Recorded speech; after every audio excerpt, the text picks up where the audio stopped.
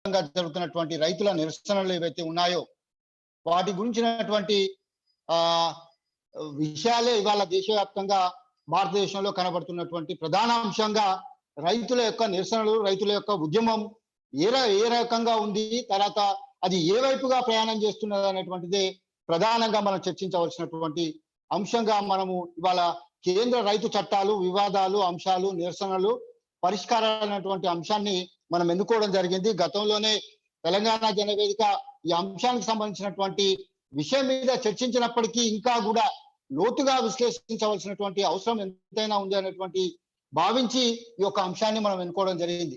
నిజానికి భారతదేశంలో వ్యవసాయ రంగం అనేటువంటిది ఇది కేంద్ర జాబితాలో ఉందా, రాష్ట్ర జాబితాలో ఉందా, లేదా ఉమ్మడి జాబితాలో ఉందా అనేటువంటిది ప్రధానంగా మనం చూడవలసినటువంటి అంశం. అంటే వ్యవసాయ రంగం అనేటువంటిది పూర్తిగా రాష్ట్ర జాబితాలో ఉండేటువంటి అంశం ఏదైతే ప్రధానంగా మనం చెప్పుకుంటూ రాజ్యాంగంలో ఉందో ఈ వ్యవసాయ రంగం అనేటువంటిది రాష్ట్ర జాబితాలో ఉన్నటువంటి అంశం.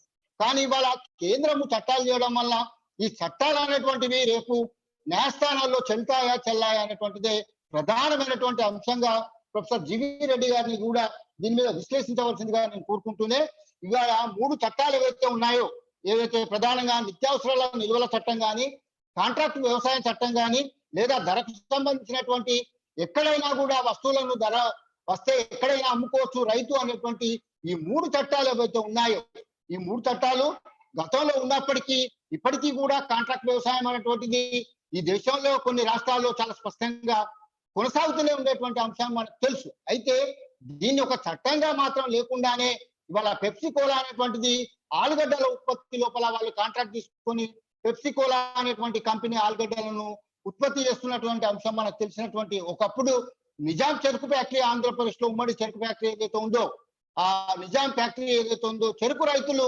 వాళ్ళకే అమ్మేటువంటి పరిస్థితి మనం చూసాం. అయినప్పటికీ ఇవాళ దేశవ్యాప్తంగా ఇంత పెద్ద మొత్తంలో ఎందుకు రైతులు ఉద్యమాలు చేస్తున్నారు, దాని వల్ల జరిగేటువంటి నష్టాలు ఏంటి అనేటువంటిదే మనం ప్రధానంగా కూడా చర్చించవలసినటువంటి ఉంది. అంటే ఇవాళ ప్రభుత్వాలు పూర్తిగా తమ యొక్క బాధ్యతల నుండి తప్పించుకోవడం కోసం దానిలో భాగంగానే ఇవాళ ప్రభుత్వ రంగ సంస్థలన్నింటినీ కూడా ప్రైవేట్ రంగానికి అప్పచెప్తున్నారు అనేటువంటిది చాలా స్పష్టం. ఇవాళ నిన్న జరిగినటువంటి కేంద్ర బడ్జెట్ ఏదైతే ఉందో ఆ బడ్జెట్ లో కూడా ప్రభుత్వ రంగ సంస్థలన్నింటినీ కూడా అప్పచెప్తున్నారు అనేటువంటిది చాలా స్పష్టంగా బడ్జెట్ లోపల చాలా ఆర్థిక మంత్రి గారు చాలా స్పష్టంగా చెప్పారు. నేచురల్ గ్యాస్ కానీ, ఎయిర్వేస్ కానీ, రైల్వేస్ కానీ, రోడ్ వేస్ కానీ, నెవీ కానీ ఇవన్నిటిని కూడా ప్రభుత్వ రంగ సంస్థలు ఏవైతే ఉన్నాయో ప్రైవేట్ రంగానికి అప్పచెప్పడం అనేటువంటిది చాలా స్పష్టంగా మనం చూసాం. అదే విధంగా ఎల్ఐసిని కూడా పూర్తిగా ఇవాళ ప్రైవేట్ రంగానికి 74% ప్రైవేట్ రంగం వాటా కూడా అప్పగించడం అనేటువంటిది మనం చూసాం. అందులో భాగంగానే వ్యవసాయ రంగం అనేటువంటిది ప్రైవేట్ రంగానికి సంబంధించింది కానప్పటికీ కూడా వ్యవసాయ రంగానికి కావాల్సినటువంటి నిధులు ఏవైతే కేటాయింపులు ఉంటాయో వాటి నుండి కూడా తప్పించుకోవడానికి ఇవాళ ప్రభుత్వాలు అనేటువంటివి ఈ యొక్క చట్టాలు చేశాయి. అందులో భాగంగానే ఇది ప్రైవేటు పరంగా చేయడానికి ఒక కార్యక్రమం, ఒక పన్నాగం పన్నింది అని చెప్పేసి నేను భావిస్తున్నాను. ముఖ్యంగా ఒక ప్రాంత ఆర్థిక సూత్రం ఏదైతే ఉంటుందో, అంటే ప్రధానంగా వ్యవసాయ రంగము, పారిశ్రామిక రంగము, సేవా రంగము ఇవి ఏవైతే ఉన్నాయో, వ్యవసాయ రంగం నుండి పారిశ్రామిక రంగం వైపు, పారిశ్రామిక రంగం నుండి సేవా రంగం వైపు ప్రయాణం చేస్తే, అంటే ఎక్కడైతే పారిశ్రామిక రంగం అభివృద్ధి చెంది ఉంటుందో ఆ దేశాన్ని అభివృద్ధి చెందిన దేశంగా మనం పరిగణిస్తున్నటువంటి విషయం మనకు తెలుసు. అంటే దానిని అభివృద్ధి చెందిన దేశంగా ఆ యొక్క దేశాలు సృష్టిస్తాయి. అంటే ఉదాహరణకు అమెరికా కనుక తీసుకున్నట్టయితే అమెరికా లోపల వ్యవసాయం అనేటువంటిది 2% మాత్రమే ఉంది. దాన్ని అభివృద్ధి చెందిన దేశంగా వాళ్ళు ఏదైతే చూస్తున్నారో అదే విధంగా ఈ భారతదేశాన్ని కూడా జస్ట్ మొత్తంగా ఈ యొక్క వ్యవసాయ రంగాన్ని అంతా ప్రైవేట్ పరం చేసేసి 70% ఏదైతే ఆధారపడి జీవిస్తున్న రైతులు ఎవరైతే ఉన్నారో వారికి ఉపాధి లేకుండా ఈ దేశంలో కూడా కేవలం వ్యవసాయ రంగం మీద 10-15% రైతాంగం ఉన్నారు అనేటువంటి చూచేటువంటి భాగంలోనే ఈ కుట్ర జరుగుతుంది. ఇది అభివృద్ధి చెందిన దేశంగా చూపించడానికి, తర్వాత వ్యవసాయ రంగంలో ఉండి తమ యొక్క బాధ్యతలను తప్పుకోవడానికి కేంద్ర ప్రభుత్వం కానీ రాష్ట్ర ప్రభుత్వాలు ఈ చట్టాలు చేసినాయని చెప్పేసి నేను భావిస్తూనే ఈ యొక్క కేంద్ర రైతు చట్టాలు, వివాద అంశాలు, నిరసనలు, పరిష్కార మార్గాలు అనేటువంటి అంశం పైన ప్రొఫెసర్ జీబీ రెడ్డి గారు, వారు ఉస్మానియా యూనివర్సిటీలో లా డిపార్ట్మెంట్ లో హెడ్ గాను, బోర్డ్ ఆఫ్ స్టడీ చైర్పర్సన్ గాను, డీన్ గాను, అదే విధంగా అనేక ఉన్నత పదవులను కూడా వారు ఏర్పాటు చేసుకున్నారు. తర్వాత వారు వివిధ పనుల్లో హోదాల్లో పనిచేశారు. అదేవిధంగా వారు అనేక ఆర్టికల్ రాశారు. వారి కింద అనేక మంది రీసెర్చ్ స్కాలర్లు కూడా పనిచేయడం అనేటువంటి జరిగింది. ఈ అంశం మీద కేంద్ర రైతు చట్టాలు వివాదాలు, అంశాలు, నిరసనలు, పరిష్కారాలు అనేటువంటి అంశం మీద ప్రొఫెసర్ జీవి రెడ్డి గారిని మాట్లాడవలసిందిగా వారిని ఆహ్వానిస్తున్నాను. Sir, professor G V Reddy sir. Thank you sir. నమస్కారం, అందరికీ నమస్కారం.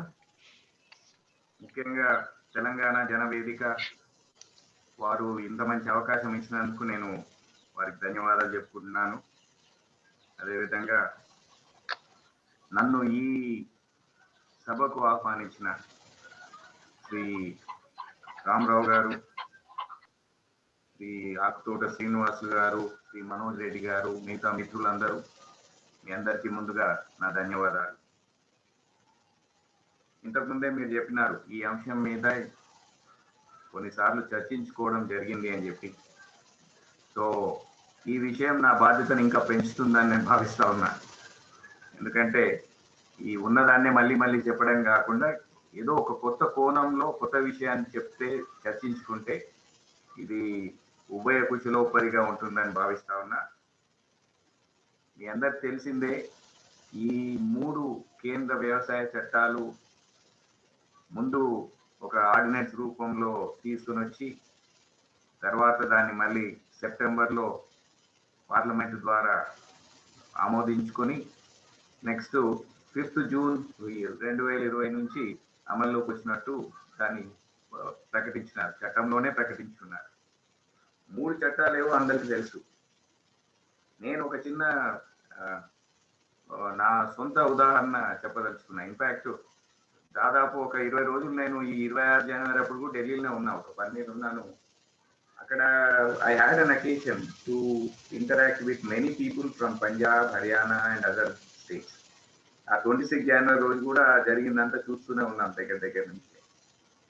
అయితే నాకు బాగా అనిపించింది ఏంటంటే, ఈ చట్టాల మీద బహుశా ఈ పంజాబ్, హర్యానా, ఉత్తరప్రదేశ్, రాజస్థాన్ ఇట్లాంటి వాళ్ళ దృక్పథం ఒక విధంగా ఉండొచ్చు, కానీ మిగతా రాష్ట్రాల్లో ఖచ్చితంగా ఒక డిఫరెంట్ యాంగిల్ అనేది నాకు అనిపించింది.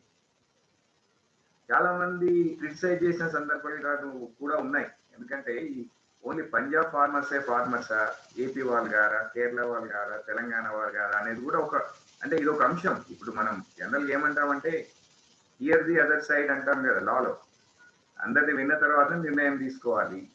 ఈ విషయంలో కేంద్ర ప్రభుత్వము బహుశా ఈ కన్సల్టేషన్ ప్రాసెస్ పూర్తి చేయడంలో సఫలమైందని నేను అనుకోవడం లేదు. కొంచెం తొందరపడి కోవిడ్ టైంలో తీసుకొచ్చిన చట్టాలు ఇవి. ఇంకా ఒక బ్రాడ్ డిస్కషన్, కన్సల్టేషన్ అనేది జరుగుంటే బహుశా ఈరోజు ఈ పరిస్థితి వచ్చి ఉండేది కాదని నేను భావిస్తాను. 3 చట్టాల గురించి మీకు తెలుసు, నేను కొత్త చెప్పాల్సిన అవసరం లేదు. ఈ farmers produce trade and commerce promotion and facilitation act 2020, ఇంకోటేమో ఈ ఫార్మర్స్ ఎంపవర్మెంట్ అండ్ ప్రొటెక్షన్. కొంతమంది ఏమంటారంటే ఇవన్నీ షుగర్ కోటెడ్ లాస్, పేరు మాత్రం చాలా బ్రహ్మాండంగా పెట్టారు. ఫార్మర్స్ ఎంపవర్మెంట్ అంటే సాధికారత అండ్ రక్షణ, protection, agreement on price assurance and farm services act 2020. ఇంకా మూడోది ఈ నిత్యావసర వస్తువుల ఈ ఎసెన్షియల్ కమోడిటీస్ అమెండ్మెంట్ యాక్ట్. అయితే నేను ప్రత్యక్షంగా, ఐ మే బి రాంగ్, ఇప్పుడు మీరు ఇంతకుముందు పెద్దలు ఇద్దరు మాట్లాడినారు, చాలా స్పష్టమైన అవగాహన కనిపించింది ఈ చట్టాల మీద ఏం చెప్తున్నాయి ఏంటనేది. అయితే ఒక బ్రాడ్ పర్స్పెక్టివ్ లో చూస్తే మాత్రం ఈ 3 చట్టాల గురించి పూర్తిగా చదవకుండా కూడా రాసిన వాళ్ళు ఉన్నారు, మాట్లాడిన వాళ్ళు కూడా ఉన్నారు. అంటే ఈ ఉద్దేశం అనేది గవర్నమెంట్ చెప్తుంది, స్టేట్ గవర్నమెంట్ స్టాండ్ వాళ్ళకు ఉన్నది. అదేవిధంగా వివిధ ఇప్పుడు ఫార్మర్స్ యూనియన్స్ ఉన్నాయి, మిగతా ఉన్నాయి, అవి చెప్తారు, వాటి గురించి వస్తాం. బట్ ఈ 3 చట్టాలని మనం క్షుణ్ణంగా ఒక్కసారి అవగాహన చేసుకోవాల్సిన అవసరం ఉంది. సెక్షన్ వైజ్ కాకపోవచ్చు, ఓవరాల్ గా చూసుకుంటే మనకు నేను కొన్ని ఉటంకించే ప్రయత్నం చేస్తాను నా ఈ బ్రీఫ్ దీంట్లో ప్రెజెంటేషన్ లో. సరే, దీన్ని ఎందుకు తీసుకొచ్చినారు అనే కాన్సెప్ట్ లో మనం గవర్నమెంట్ వాళ్ళ వాదన మనం దృష్టిలో పెట్టుకున్న వాళ్ళు ఏమంటున్నారంటే, to break the monopolistic situation afforded to the APMC and FCI structure. అంటే అగ్రికల్చరల్ ఈ ప్రొడ్యూస్ మార్కెటింగ్ కమిటీస్ ఏవైతే ఉన్నాయో వాటిది, అదేవిధంగా ఫుడ్ కార్పొరేషన్ ఆఫ్ ఇండియా, ఈ రెండుటి మధ్యలో ఒక అవగాహనతో జరుగుతున్న, అంటే వీళ్ళ గుత్తాధిపత్యాన్ని బ్రేక్ చేయడానికి ఈ చట్టాలను తీసుకొచ్చినాము. ఎందుకంటే దీంట్లో ఈ వ్యాపారము, అదేవిధంగా పంపిణీ, సరఫరాలు కూడా ఈ ఇద్దరి మధ్యలో ఇట్లాంటి గుత్తాధిపత్య ధోరణి ఉందనేది వాళ్ళు చెప్తున్నారు, గవర్నమెంట్ వాళ్ళు చెప్తున్నారు వ్యవహారం. రెండోది ఏంటంటే to engage in contract farming through agreements. Contract farming అనేది కొత్తది కాదు. ఒక చిన్న విషయం చెప్పాలి మీకు. దాదాపు ఒక 1.5 years బ్యాక్ ఒక ప్రాజెక్ట్ ఇచ్చినారు మన స్టేట్ గవర్నమెంట్ వాళ్ళు.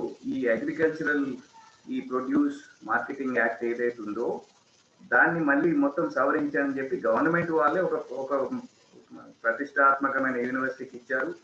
అదృష్టవశాత్తు నేను కూడా ఒక చిన్న మెంబర్గా ఉన్నా దాంట్లో. మేము డైరెక్టర్ మార్కెటింగ్తో కూర్చొని, తర్వాత వాళ్ళ జాయింట్ డైరెక్టర్స్, డిప్యూటీ డైరెక్టర్స్ అందరితో దాదాపు 4-5 సార్లు, ఒక రిటైర్ అయిన మన హైకోర్టు ప్రధాన న్యాయమూర్తి గారు కూడా దాంట్లో ఉండే, పేర్లు ఇప్పుడు అనవసరం అనుకుంటా, దాంట్లో కొన్ని డిస్కస్ చేశాం.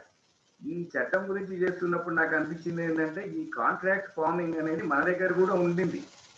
బై అమెండ్మెంట్ తీసుకొచ్చారు మన ఈ తెలంగాణ. ఇప్పుడు ఇంతకుముందు ఏపీ మార్కెటింగ్ యాక్ట్ ఉంది, అగ్రికల్చరల్ మార్కెటింగ్ యాక్ట్, తర్వాత దాని పేరు మారింది, దాంట్లో కూడా మనం తీసుకొచ్చాం. ఇది కొత్త అంశం పూర్తి కొత్త అంశం కాదు, ఇది ఒక ఆస్పెక్ట్. ఇంకోటి ఏంటంటే వీళ్ళు చెప్పేది టు డీరెగ్యులేట్ ఈ పప్పులు, ధాన్యాలు, oil seeds, edible oils, potatoes, onions, వీటన్నిటిని డీరెగ్యులేట్ చేస్తాము. అంటే మొత్తం ఓపెన్ మార్కెట్లో చేస్తాము.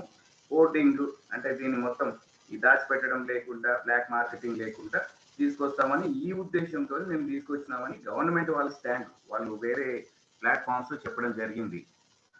అయితే ఇంతకన్నా ముందు మనము ఇంకొక విషయం బహుశా ఉటంకించాల్సిన అవసరం ఏముందంటే, ఈ చట్టాల గురించి మాట్లాడే ముందు ఇంతకు ముందున్న చట్టాలు ఏం చెప్తున్నాయనేది కూడా మనం తెలుసుకోవాల్సిన అవసరం ఉంది. ఇప్పుడు ఫర్ ఎగ్జాంపుల్ అన్ని స్టేట్స్ లో 1960 దశకంలో ఈ agricultural produce and markets legislations పట్టుకొచ్చారు, అప్పుడు చట్టాలు తీసుకొచ్చారు. ఇప్పుడు మన తెలంగాణకు వచ్చే వరకు Telangana agricultural produce and livestock markets act అని 1966 యాక్ట్ ఉంది. అది ఏపీ నుంచి మళ్ళీ తెలంగాణగా మారింది. అది Karnataka agricultural produce marketing regulation act అని ఉంది 1966. వాటిని క్షుణ్ణంగా చూడటం జరిగింది. అయితే ఈ చట్టాలు ఎందుకు చేశారంటే, ఇంతకుముందు శ్రీనివాసులు గారు చెప్పినట్టు దీన్ని అగ్రికల్చర్ అనేది ఒక స్టేట్ సబ్జెక్టు. ఈ ఎంట్రీ అంటే మన స్టేట్ లిస్ట్ లో ఎంట్రీ 14 లో ఉంది కాబట్టి వ్యవసాయము దాన్ని దృష్టిలో పెట్టుకొని చేశారు. ఈ ఆబ్జెక్ట్ ఫర్ ఎగ్జాంపుల్ మన తెలంగాణ చట్టం గురించి చెప్పుకుంటే 1966 చాలా కేటగారికల్గా చెప్తుంది. ఎందుకు తెచ్చారు అంటే for better regulation of marketing of agricultural produce, వ్యవసాయ ఉత్పత్తుల్ని ప్రాపర్ గా మార్కెట్ చేయడానికి, రెగ్యులేట్ చేయడానికి, నియంత్రించడానికి తీసుకొచ్చినాము. అదేవిధంగా establishment and administration of markets for agricultural produce. ఇప్పుడు చాలా మార్కెట్స్ ఉన్నాయి, మీకు తెలియదు కాదు, హైదరాబాద్ లో ఉన్నాయి, వరంగల్లో ఉన్నాయి, ప్రతి చోట ఉన్నాయి రాష్ట్రంలో. అయితే ఈ చట్టాన్ని మనం ఒకసారి విశ్లేషిస్తే మనకు ఏమర్థం అవుతుందంటే దీంట్లో మార్కెట్ కమిటీలు ఎట్లా ఉండాలి, నోటిఫైడ్ మార్కెట్ ఏరియా అంటే ఏంటి, మార్కెట్ ఏరియా అంటే ఏంటి, స్పెషల్ మార్కెట్ ఏరియా అంటే ఏంటి, అదేవిధంగా డైరెక్టర్ ఆఫ్ మార్కెటింగ్ గవర్నమెంట్ ఆ సంచాలకులు ఎవరైతే ఉంటారో వారి అధికారాలు. అయితే మధ్యలో మనం ఇక్కడ చూడాల్సిన విషయం ఏంటంటే దాంట్లో వ్యాపారం చేసుకున్న వాళ్ళకు లైసెన్స్లు ఇవ్వడం ఒకటి, కమిషన్ ఏజెంట్ కూడా లైసెన్స్ ఇవ్వడం ఒకటి, ప్రాసెసర్స్ ఎవరైతే దాన్ని ప్రాసెస్ చేస్తారో, తర్వాత అదేవిధంగా డైరెక్ట్ పర్చేస్ సెంటర్లు ఉంటాయి, ప్రైవేట్ మార్కెట్లు ఉన్నాయి. ఈ వీటన్నిటి గురించి కూడా దాంట్లో వివిధ సెక్షన్లలో పొందుపరచడం జరిగింది, రూల్స్ లో కూడా. కాంట్రాక్ట్ ఫార్మింగ్ కూడా పెట్టారు. తర్వాత వాళ్ళు ఈ న్యామ్ అనేది కూడా పెడదామనేది మనం జరిగిన విషయం. అది అంటే ఎలక్ట్రానిక్ నేషనల్ అగ్రికల్చరల్ మార్కెట్, ఈ న్యామ్ అనేది నీతి ఆయోగ్ వాళ్ళందరి ఉన్నాయి, రిపోర్ట్స్ కూడా ఉన్నాయి, వాటిని తీసుకొచ్చి పెడతామని చెప్పారు. మోస్ట్ ఇంపార్టెంట్ ఆస్పెక్ట్ ఏంటంటే ఈ అగ్రికల్చరల్ మార్కెటింగ్ ఫీ ఏదైతే ఉందో దాన్ని స్టేట్ గవర్నమెంట్కు పే చేయాల్సిన అవసరం కూడా మొత్తం దాంట్లో పొందుపరిచారు. ఇది ఎందుకు చెప్తున్నానంటే గవర్నమెంట్ ఎందుకు మాట్లాడడం లేదు, మనము డిఫరెంట్ యాంగిల్స్ చూడాలి కాబట్టి స్టేట్ గవర్నమెంట్స్ కూడా మాట్లాడాల్సిన అవసరం ఉంది. ఏదో 1-2 స్టేట్స్ మాట్లాడినాయి అక్కడ, పంజాబ్ లాంటి, కానీ వీళ్ళకి ఎంత లాస్ అవుతుంది అనేది కూడా చాలా ఇంపార్టెంట్. గవర్నమెంట్ కూడా లాస్ అవుతుంది ఇక్కడ, వాట్ ఎవర్. ఇది మన స్టేట్ లాలో ఉన్న అంశాలు. ఒకటి. అదేవిధంగా ఫుడ్ కార్పొరేషన్ ఆఫ్ ఇండియా గురించి చెప్పాలంటే మీకు తెలియదు కాదు, ఈ 1964 చట్టం ద్వారా వచ్చింది. దాని తర్వాత వాళ్ళ ముఖ్య ఉద్దేశాలు కూడా మీకు తెలుసు. ఎందుకంటే ఒక ప్రైస్ సపోర్ట్ ఆపరేషన్స్ ఎఫెక్టివ్గా పెట్టాలనేది ఒకటి.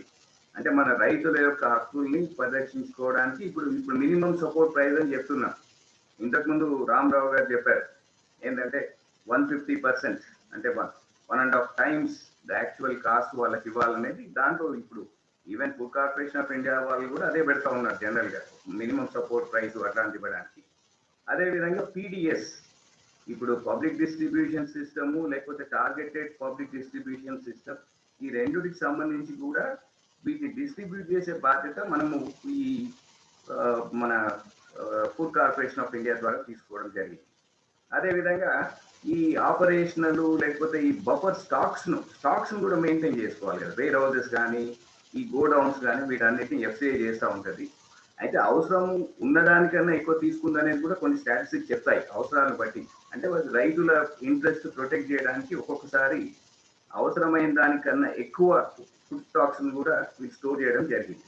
క్రైసిస్ మేనేజ్మెంట్ ఏమున్నా అల్టిమేట్ పర్పస్ ఏంటంటే food security. Food security is very important, you know that very well. This is one aspect. So ఇవే కాకుండా మనం when we talk about the FCI, ఇప్పుడు స్టేట్ గవర్నమెంట్ కానివ్వండి, ఎఫ్సిఐ కానివ్వండి, ఫార్మర్స్ కు వాళ్ళ ఏదైతే ఉత్పాదకాలు ఉన్నాయో, ఉత్పత్తులు ఉన్నాయో వాటిని ఒక మినిమం సపోర్ట్ ప్రైస్ కన్నా తక్కువ అమ్ముకునే ఒక కంపల్షన్ లేకుండా చేయడం అనేది వాళ్ళ ఉద్దేశం. దాంతో తీసుకొచ్చినారు. అంటే ఇది ప్రివేలింగ్ పొజిషన్ గురించి చెప్తా ఉన్నాను, మీకు తెలియదు కాదు. ఇప్పుడు కొత్త చట్టాలు ఇప్పుడు వస్తున్నాయి, వాటి స్టే కూడా ఉంది, వాటి గురించి మాట్లాడతారు. కానీ what is the prevailing situation అనేది ఇది. దీంట్లో కొన్ని మనకు మార్పులు, సవరణలు, ఇంప్రూవ్మెంట్ చేయాలి అనేది కూడా ఇంతకుముందు జరిగింది. ఇన్ ద మీన్ టైం మీకు వచ్చినాయి. సరే, ఈ 3 చట్టాల గురించి కూడా కొంత, అంటే డీప్గా మొత్తం వెళ్ళాల్సిన అవసరం లేదు, 1-2 అంశాల గురించి నేను ఉటంకించదలుచుకున్నాను. ఒకటి ఏంటంటే ఇప్పుడు మనం ఈ farmers empowerment and protection agreement on price assurance and farm services act. అయితే ఇక్కడ ఏంటంటే మొదట బాగుంది, ఫార్మర్స్ ఎంపవర్మెంట్ అండ్ ప్రొటెక్షన్, సాధికారత, రక్షణ, అగ్రిమెంట్. అగ్రిమెంట్ అనగానే మనము అల్టిమేట్ గా మన ఇండియన్ కాంట్రాక్ట్ యాక్ట్ లో ఒప్పంద చట్టం ప్రకారం తీసుకోవాల్సి వస్తుంది, అది వేరే విషయం. On price assurance and farm services. Price assurance అది వాళ్ళు ఆల్రెడీ ఒక స్కీమ్ కూడా పెట్టినారు, దాని గురించి వస్తాం. ఇది ఒకటి. దీని ఆబ్జెక్టివ్ చూస్తే సింపుల్, ఒక 1 or 2 minutes లో, to provide for national framework on farming agreements. అంటే జాతీయ స్థాయిలో ఈ అగ్రిమెంట్స్ ఏవైతే ఉంటాయో, స్పాన్సర్స్ కావచ్చు, మిగతా వాళ్ళు కావచ్చు, ఎవరైనా కూడా వాళ్ళ మధ్యలో, రైతుల మధ్యలో, ట్రేడర్స్ మధ్యలో ఈ అగ్రిమెంట్స్కి ఒక నేషనల్ ఫ్రేమ్వర్క్ నిజంగా అవసరమా లేదా అని మనం చూడాలి. రీజన్ ఏంటంటే స్టాండర్డ్ ఫార్మ్ ఆఫ్ అగ్రిమెంట్ తీసుకొస్తే బాగుండదు కదా. దాంట్లో మినిమం ఇవన్నీ పెట్టండి అని చెప్పొచ్చు, కానీ ఫ్రీడమ్ ఆఫ్ కాంట్రాక్ట్ అనేది ఎట్లా ఉన్నది మన దగ్గర. సెకండ్ ఏంటంటే ఇప్పుడు ఈ కాంట్రాక్ట్ యాక్ట్ అనేది ఖచ్చితంగా దీంట్లో మనకు అమల్లోకి వస్తుంది కాబట్టి కానీ వాళ్ళకు నేషనల్ ఫ్రేమ్వర్క్ యూనిఫామిటీ కోసం తెచ్చినాం అన్నట్టు చెప్పుకుంటున్నారు. ఎందుకు? To protect and empower farmers to engage with agricultural firms, processors, wholesalers, exporters, large retailers for farm services. Farm services సంబంధించి, అంటే వ్యవసాయ సేవలకు సంబంధించి వీళ్ళందరితో అగ్రిమెంట్లు చేసుకుంటప్పుడు ఎవరితోని బిజినెస్ ఫర్మ్స్ కానీ, ప్రాసెసింగ్ చేసే వాళ్ళు కానీ, హోల్సేలర్స్ కానీ, ఎగుమతిదారులు కానీ, వీటందరి గురించి ఇదొకటి పెట్టి for framing in future, even not only existing, ఫ్యూచర్ది కూడా. ఇప్పుడు ఎట్లుంది, నేను ఒక ఆథర్ని, నాకు నువ్వు ఫ్యూచర్లో పుస్తకం రాశారని ఒక పబ్లిషర్ ఏదో అడ్వాన్స్ ఇచ్చిపోయాడు అనుకోండి, అది ఎప్పుడు అమల్లోకి వస్తుంది? జనరల్గా ఏంటంటే కాపీరైట్ చట్టంలో ఉంటుంది. నా వర్క్ ముందు ఎగ్జిస్టెన్స్కి వచ్చినప్పుడు నేను దాని గురించి చేయొచ్చు. ఇప్పుడు ఒకవేళ అగ్రిమెంట్ చేసుకున్నా కూడా అది అమల్లోకి, అది అస్తిత్వంలోకి రానంత వరకు దాని పెద్ద శాంక్టిటీ ఉండదు. వీళ్ళనేది ఏంటంటే even for future farming produce, అంటే mutually agreed remunerative price framework, మళ్ళీ పేరు ట్రాన్స్పరెంట్ మేనర్. దీన్నే షుగర్ కోటింగ్ అన్నానే. ఉద్దేశం మంచిదే, కానీ షుగర్ కోటింగ్ అనేది కొంచెం ఎక్కువైంది. అంటే దాన్ని బాగా తీయగా కనిపించడానికి చేసి ఉంటారు. ఇదొకటి. దీంట్లో మనం కొన్ని సేలియెంట్ ఫీచర్స్ చూస్తే, ఇప్పుడు జనరల్గా ఏంటంటే ఒక నేషనల్ ఫ్రేమ్వర్క్ లో వాళ్ళు చెప్పేది మినిమం ఒక పంట నుంచి 5 ఏళ్ల వరకు మనము ఈ అగ్రిమెంట్లు చేసుకోవచ్చు. ఇది ఒక మాట చెప్తుంది. అదేవిధంగా ఈ స్టేట్ యాక్ట్ కింద ఇవి అసలు వాటి పరిధిలోకి రావు అని చెప్తున్నారు. అంటే ఫార్మింగ్ ప్రొడ్యూస్ ఏదైతే ఉన్నదో ఫార్మింగ్ అగ్రిమెంట్ కింద ఇప్పుడు నేను చెప్పిన 1966 యాక్ట్ తెలంగాణలో ఉంది, దాని కింద రాదు. ఇది ఈ section 7 of this act 2020 act చెప్తుంది. అదేవిధంగా స్టాక్ లిమిట్స్ వచ్చే వరకు కూడా ఇవి అసలు అప్లై కావు. అంటే ఇంకా ఎంత స్టాక్ అని అమ్ముకోవచ్చు, అగ్రిమెంట్ చేసుకోవచ్చు. ఇది ఒకటి ఇంపార్టెంట్ పాయింట్. అంటే ఫార్మింగ్ అగ్రిమెంట్ కింద స్టాక్స్ మీద ఇంకా ఎటువంటి నిబంధనలు లేవు, కంట్రోల్స్ లేవు అనేది ఒకటి. అదేవిధంగా ఇంకొక పాయింట్ ఉంది, ఇది మంచిదే అనుకుంటా. ఎందుకంటే చాలా మంది ఏమంటారంటే మా భూములు లాక్కుంటున్నారు అన్నారు. కానీ దీంట్లో ఒక క్లియర్ ప్రావిజన్ ఉంది సెక్షన్ 8లో.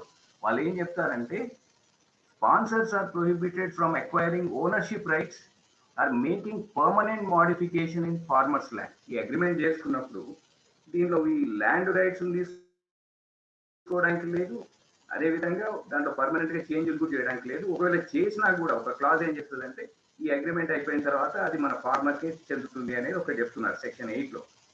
డిస్ప్యూట్ రిజల్యూషన్ కూడా ఏం చెప్తున్నారంటే కోర్టుకు పోతే మీకు తెలుసు, కోర్టుకు వెళ్ళిన వాడు గెలిచిన వాడు స్టార్ట్గా ఏడుస్తాడు, ఓడిపోయిన వాడు కోర్టులో ఏడుస్తాడు అనేది. అంటే I'm talking about the lengthy process.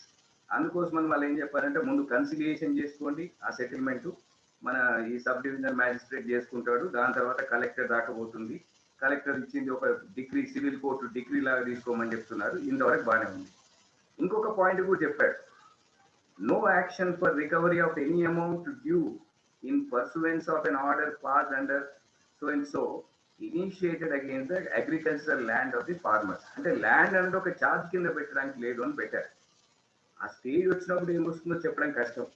కానీ ఒక ప్రయత్నం అయితే ఏం చేసినారంటే మీ ల్యాండ్స్ సెక్యూర్ ఉంటాయి, మీ ల్యాండ్స్ మీద ఒక ఛార్జ్ అనేది క్రియేట్ కాదు అని చెప్పడానికి ప్రయత్నం చేశారు. అయితే దీంట్లో మనం బాగా అర్థం చేసుకోవాల్సిన విషయం ఏంటంటే ఇక్కడ ఈ కాంట్రాక్ట్ ఫార్మింగ్ అన్నది ఇంతకుముందు కొన్ని స్టేట్స్ లో ఏదైతే ఉందో దాన్ని నేషనల్ లెవెల్లో తీసుకొచ్చే ప్రయత్నం చేశారు. దిస్ ఇస్ ఫస్ట్ లా ఏదైతే ఈ empowerment and protection agreement on price assurance act 2020. ఇక రెండోది ఏం చెప్తుంది, the farmers produce trade and commerce promotion and facilitation act 2020. దీని మీద కూడా మన రైతు సంఘాలకు చాలా ఇది ఉంది. వీళ్ళు ఏం చెప్తారు, దీని ఉద్దేశం ఏంటంటే చట్టంలో ఉన్న దాని ప్రకారం చెప్తున్నా, to provide for creation of ecosystem. అంటే ఒక రకమైన వాతావరణాన్ని క్రియేట్ చేయడానికి. ఎందుకంటే ఫార్మర్స్ కానీ బిజినెస్ మెన్ ట్రేడర్స్ కానీ they enjoy the freedom of choice relating to sale and purchase of farmers produce. ఈ ఫార్మర్స్ దగ్గర నుంచి అమ్మడానికి కానీ కొనడానికి కానీ ఒక ఈకో సిస్టమ్ అనేది పెడతా ఉన్నాము, వాళ్ళకి ఫ్రీడమ్ ఇస్తాము. అదేవిధంగా రెమ్యూనరేటివ్ ప్రైసెస్ అంటే వాళ్ళకి సరిపోయిన ఈ కొనుగోలు ధరను అందించే ప్రయత్నం చేస్తాము. దీనికి కాంపిటేటివ్ ఆల్టర్నేటివ్ ట్రేడింగ్ ఛానల్స్ అని చెప్తున్నారు. ఇన్ఫాక్ట్ ఈ నామ్ అనేది ఇంతకుముందు అన్నది దీంట్లో తీసుకొచ్చారు. ఈ national agricultural market, electronic market అనేది తీసుకొచ్చారు. అదేవిధంగా దీంట్లో barrier free inter state and intra state commerce అంటే ఇంకా ఎటువంటి ఈ అవరోధాలు లేకుండా అడ్డంకులు లేకుండా అంతర్రాష్ట్ర వ్యాపారం కావచ్చు, లేకపోతే రాష్ట్రం లోపల జరిగే వ్యాపారాన్ని ఒక ఫిజికల్ ప్రెమిసెస్ లో కాకుండా ఎలక్ట్రానిక్ రూపంలో కూడా మనం చేసుకోవచ్చు అన్నది. అంటే ఆ మార్కెట్స్ నోటిఫైడ్ ఉన్న దగ్గర ఏమైనా చేసుకోవచ్చు అనేది ఒక ఈ కాన్సెప్ట్ తీసుకొచ్చారు దీంట్లో. అయితే సెక్షన్ 3లో ఒక మాట చెప్తారు వీళ్ళు, ఏ ఫార్మర్ అయినా ట్రేడర్ అయినా లేకపోతే ఎలక్ట్రానిక్ ట్రేడింగ్ లేకపోతే ట్రాన్సాక్షన్ ప్లాట్ఫామ్ అయినా వాళ్ళకి ఫ్రీడమ్ ఉన్నది. వాళ్ళు ఇంటర్ స్టేట్ ట్రేడ్ చేసుకోవచ్చు, ఇంట్రా స్టేట్ ట్రేడ్ చేసుకోవచ్చు, to carry on any transaction with farmers produce. అంటే దీంట్లో ఇప్పుడు ఇంతకుముందు ఎట్లా ఉండింది, అగ్రికల్చరల్ నోటిఫైడ్ మార్కెట్ కమిటీలో మాత్రమే చేసుకోవాలి. ఇప్పుడు దీని ప్రకారం ఏంటంటే మనం ఎక్కడైనా చేసుకోవచ్చు, ఏ నోటిఫైడ్ మార్కెట్ ఏరియాలను చేసుకోవచ్చు, ఎలక్ట్రానిక్ గా చేసుకోవచ్చు అనేది ఒక ఇష్యూ. అదేవిధంగా వాళ్ళు ఏమంటారంటే ఇది అట్లాంటి ఏమన్నా ఉంటే మామూలుగా 3 రోజుల్లో సెటిల్మెంట్ అయిపోతుంది, వాళ్ళకు రిసీట్స్ వస్తాయి, డెలివరీ అయిపోతుంది, 3 రోజుల్లో సెటిల్మెంట్ అయిపోతుంది. అంటే ఇక్కడ మధ్యవర్తి లేకపోతే దళారీ వ్యవస్థ ఏదైతే ఆల్రెడీ మన దగ్గర ఉందో దాంట్లో దళారీ వ్యవస్థ లేదని చెప్పడానికి అయితే లేదు. చిన్న దళారియా పెద్ద దళారియా తర్వాత విషయం, కానీ మీరు చిన్న ఎగ్జాంపుల్ చెప్తారా, ఇంతకుముందు మోండా మార్కెట్ ఉండేది, మీరు చాలా మంది చూస్తారు, సికింద్రాబాద్ దగ్గర మోండా మార్కెట్ ఉంటుంది. ఆ మోండా మార్కెట్లో పోతే ఇప్పుడు నేను ఒక చిన్న సైజు వ్యవసాయదారుని, మా దగ్గర ఏవో అది చేసి ఓ మడుం అంటే ఓ 10 కిలోలు అట్లాంటివి ఓ 4-5 మడుంలో 10 మడుంలో పెట్టి ఓ కూలను పెట్టి ఎక్కించుకొని తీసుకుపోయి ఆడ తీసుకుపోతే ఆడ సోముల మోండా ఇంకా 20 రకరకాల మోండాలు ఉంటాయి వాళ్ళకి. ఇప్పుడు బోయినపల్లి మార్కెట్ కమిటీకి వెళ్ళిపోయింది అది. అంతకుముందు సికింద్రాబాద్లో ఉండేది జనరల్ బజార్ దగ్గర. ₹2 కిలో టొమాటో అంటే ఒక్కొక్కసారి ఈ ఎత్తుకుపోయిన ఒక కాస్ట్ కూడా మాకు వచ్చేది కాదు. అంటే ఆనే పడేసి వచ్చేసే వాళ్ళం, ముట్టి గంపలు తీసుకొని మళ్ళీ ట్రైన్లోకి వెళ్ళిపోయేవాళ్ళం, లోకల్ ట్రైన్లో. దళారీ వ్యవస్థ దాంట్లో ఏమైందంటే ఒక మోనోపలి అనే కాన్సెప్ట్ కూడా అక్కడ వచ్చింది. వేరే దగ్గర అయితే అమ్ముడు పోయేవి కాదు, ఏమున్నా కానీ మోండాలు, ఈ ప్రైవేట్ మోండాలు, మండీలు వీటితో జరిగేది అనమాట. This is one aspect. బహుశా ఇది వీళ్ళ అన్నదాని ప్రకారం ఏంటంటే స్టేట్ గవర్నమెంట్ పరిధిలో ఉండి, లేకపోతే అది మన రైతులకు ఒక వాళ్ళకు డిస్క్రిప్షన్ ఇచ్చి విచక్షణాధికారం ఇచ్చి వాళ్ళు ఏమైనా చేసుకోవచ్చు అనేది ఉంటే పర్వాలేదు. కానీ ప్రాపర్గా చేసుకుంటే probably this is one important aspect. ఒక చిన్న ఎగ్జాంపుల్ చెప్తానండి. అమెరికా నుంచి పెద్ద పెద్ద సాఫ్ట్వేర్ ఇండస్ట్రీలో ఉన్న వాళ్ళు, మంచి హై ఎగ్జిక్యూటివ్ పొజిషన్ ఉన్న వాళ్ళు కూడా అంత వదిలేసి వ్యవసాయం చేసుకోవడానికి వస్తున్నారు. మీరు చూస్తున్నారు, పేపర్లు చూస్తూ ఉన్నారు. You don't expect them to sell their product only in the agricultural APMCs కాదు, ఈ మార్కెటింగ్ కమిటీలో చేసుకోవాలంటే కష్టం అయిపోతుంది కూడా. అది కూడా ఒక అంశాన్ని మనం దృష్టిలో పెట్టుకోవాలని చెప్తా ఉన్నాం. ఇది రైటా రాగానే తర్వాత చెప్తాం. ఇది ఒకటి. ఇంకొక పాయింట్, చాలా most important point. Punjab chief minister చెప్పాడు, ఆయన ఎవరు, కెప్టెన్ అమరీందర్ సింగ్, ఏంటంటే మాకు లాస్ అవుతుంది అనేది ఒక స్టేట్మెంట్ ఇచ్చాడు. ఇదే చట్టంలో ఏది farmers produce trade and commerce promotion and facilitation act 2020లో సెక్షన్ 6లో చాలా క్లియర్గా ఉంది. No market fee or cess or levy by whatever name called under any state APMC Act or any other state law shall be levied on any farmer or trader or electronic trading and transaction platform for trading in this farmers produce. అంటే అర్థమైంది, వీళ్ళ ఖచ్చితంగా వాళ్ళకు వచ్చే ఆదాయం ఇప్పుడు 4% ఎంత అవుతుంది పంజాబ్లో, నేను ఆ స్టాటిస్టిక్స్ కూడా ఇస్తాను, అది మొత్తం పోతుందని అర్థం. అంటే వాళ్ళకు ఒక రకంగా మిడిల్ మెన్కి వచ్చే ఇన్కమే కాకుండా గవర్నమెంట్, స్టేట్ గవర్నమెంట్కి వచ్చే ఇన్కమ్ కూడా పోతుంది. ఇది ఒక ఫెడరల్ ఇష్యూ. ఆనెస్ట్లీ స్పీకింగ్ ఇది గవర్నమెంట్ కూడా మాట్లాడాల్సిన అవసరం ఉంది.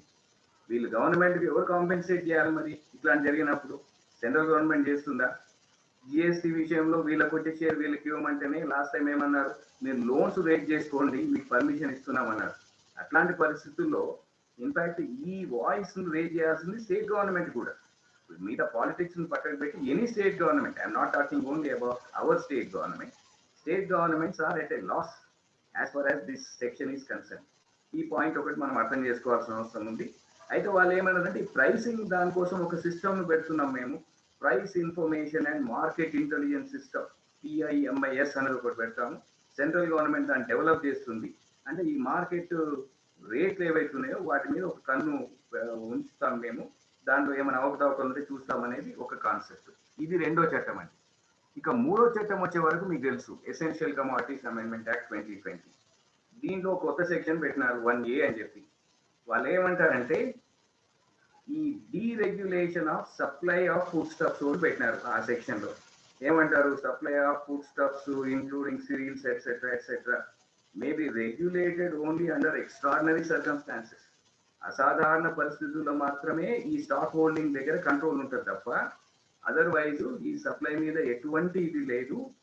అప్పుడు ఆ ఎక్స్ట్రాడినరీ సర్కమ్స్టాన్సెస్ ఏంటి, వాళ్ళు చెప్పేదాన్ని ఏంటంటే ఫెమైన్, కరువు వచ్చినప్పుడు, అదేవిధంగా ఎక్స్ట్రాడినరీ ప్రైస్ రైస్, అనూహ్యంగా బాగా రేటు పెరిగిపోయినప్పుడు, లేకపోతే నేచురల్ కెలామిటీస్, ఏమైనా గ్రేవ్ నేచర్, చాలా అసాధారణమైన ఈ నేచురల్ కెలామిటీస్ వచ్చినప్పుడు అప్పుడు మాత్రము కంట్రోల్ చేస్తాం, otherwise there is no restriction on stock holdings అని చెప్తా ఉన్నారు వీళ్ళు. ఇంకోటి ఏంటంటే ఇప్పుడు దీన్ని ఈ ప్రైస్ రైస్ మీద ఎప్పుడైనా కూడా చెప్తున్నారు వాళ్ళు. ఒక చిన్న ఎగ్జాంపుల్ ఏం చెప్తారంటే, ఒకవేళ ఈ హార్టికల్చరల్ ప్రొడ్యూస్ దాంట్లో 100% ఇంక్రీజ్ అయింది అనుకోండి ఇంతకుముందు దానికి ఇప్పటికీ, అదేవిధంగా 50% increase in the retail price. ఇప్పుడు ఈ non perishable agricultural food stuffs అంటే వీటి మీద అంటే తొందరగా ఈ నష్టం కానీ లేకపోతే ఖరాబ్ కానీ వీటి మీద ఏమన్నా ఉంటే దాంట్లో 50%, లేదంటే మిగతా దాంట్లో హార్టికల్చర్ పండ్లు ఇట్లాంటి కూరగాయలు అట్లాంటి దాంట్లలో దీంట్లో ఒక 10% ఎప్పుడు prevailing immediately preceding 12 months, last 12 months ఇప్పుడు కంపేర్ చేసుకొని అంత 100% కానీ 50% పెరిగితే అప్పుడు దాని మీద కంట్రోల్ పెడతారట. లేదంటే ఈ last 5 years retail price average తీసుకుంటే దానికన్నా పెరిగింది అనుకోండి, ఇట్లా 100% లేకపోతే 50% యాజ్ ద కేస్ మేబీ, అప్పుడు మాత్రమే కంట్రోల్. దాని అర్థం ఏంటంటే ఎఫ్సిఐ గోడౌన్లలో కాదు. ఇప్పుడు మొన్నెవరో చెప్పారు, ఇప్పుడు అక్కడ పంజాబ్ హర్యానా నుంచి ఒకతను చెప్పుకుంటూ వచ్చాడు, ఏంటంటే మరి గవర్నమెంట్ కు ఇట్లాంటి ఉద్దేశం లేకపోతే ముందే ఈ ప్రైవేట్ కంపెనీస్ కానీ మల్టీనేషనల్ కార్పొరేషన్స్ కానీ పెద్ద పెద్ద గోడౌన్లు పెట్టుకొని రెడీగా ఎందుకున్నాయని చెప్తున్నాడు. దాని అర్థం ఏంటంటే ఎఫ్సిఐ తీసుకోదు, ఇవన్నీ ఈ మల్టీనేషనల్ కార్పొరేషన్స్ లేకపోతే బిగ్ ప్లేయర్స్ అనే వాళ్ళు మోనోపలైజ్ చేస్తారు. అందుకోసమని ఈ చట్టాలను తీసుకొచ్చారు, మా బార్గెనింగ్ పవర్ పోతుంది, వాడు ఏం చెప్తే మేము వినాలి అనేది ఒక కాన్సెప్ట్. బట్ దానికి దూరం చేస్తుంది అనేది మనం భావించాల్సిన అవసరం ఉంది.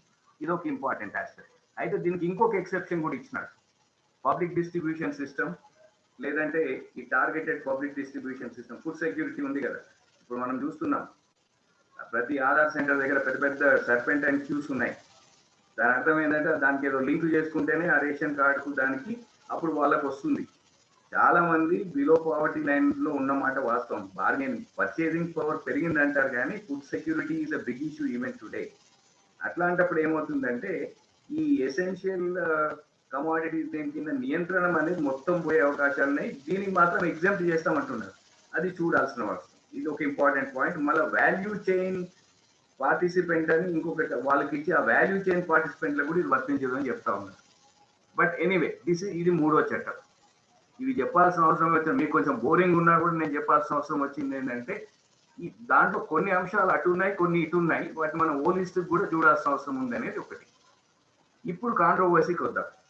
అసలు ఈ కాంట్రోవర్సీ ఎందుకు వచ్చి ఎవరు ఏం చెప్తున్నారనే దాంట్లో ఒక డిఫరెంట్ స్టాండ్ చూద్దాం ఒకసారి.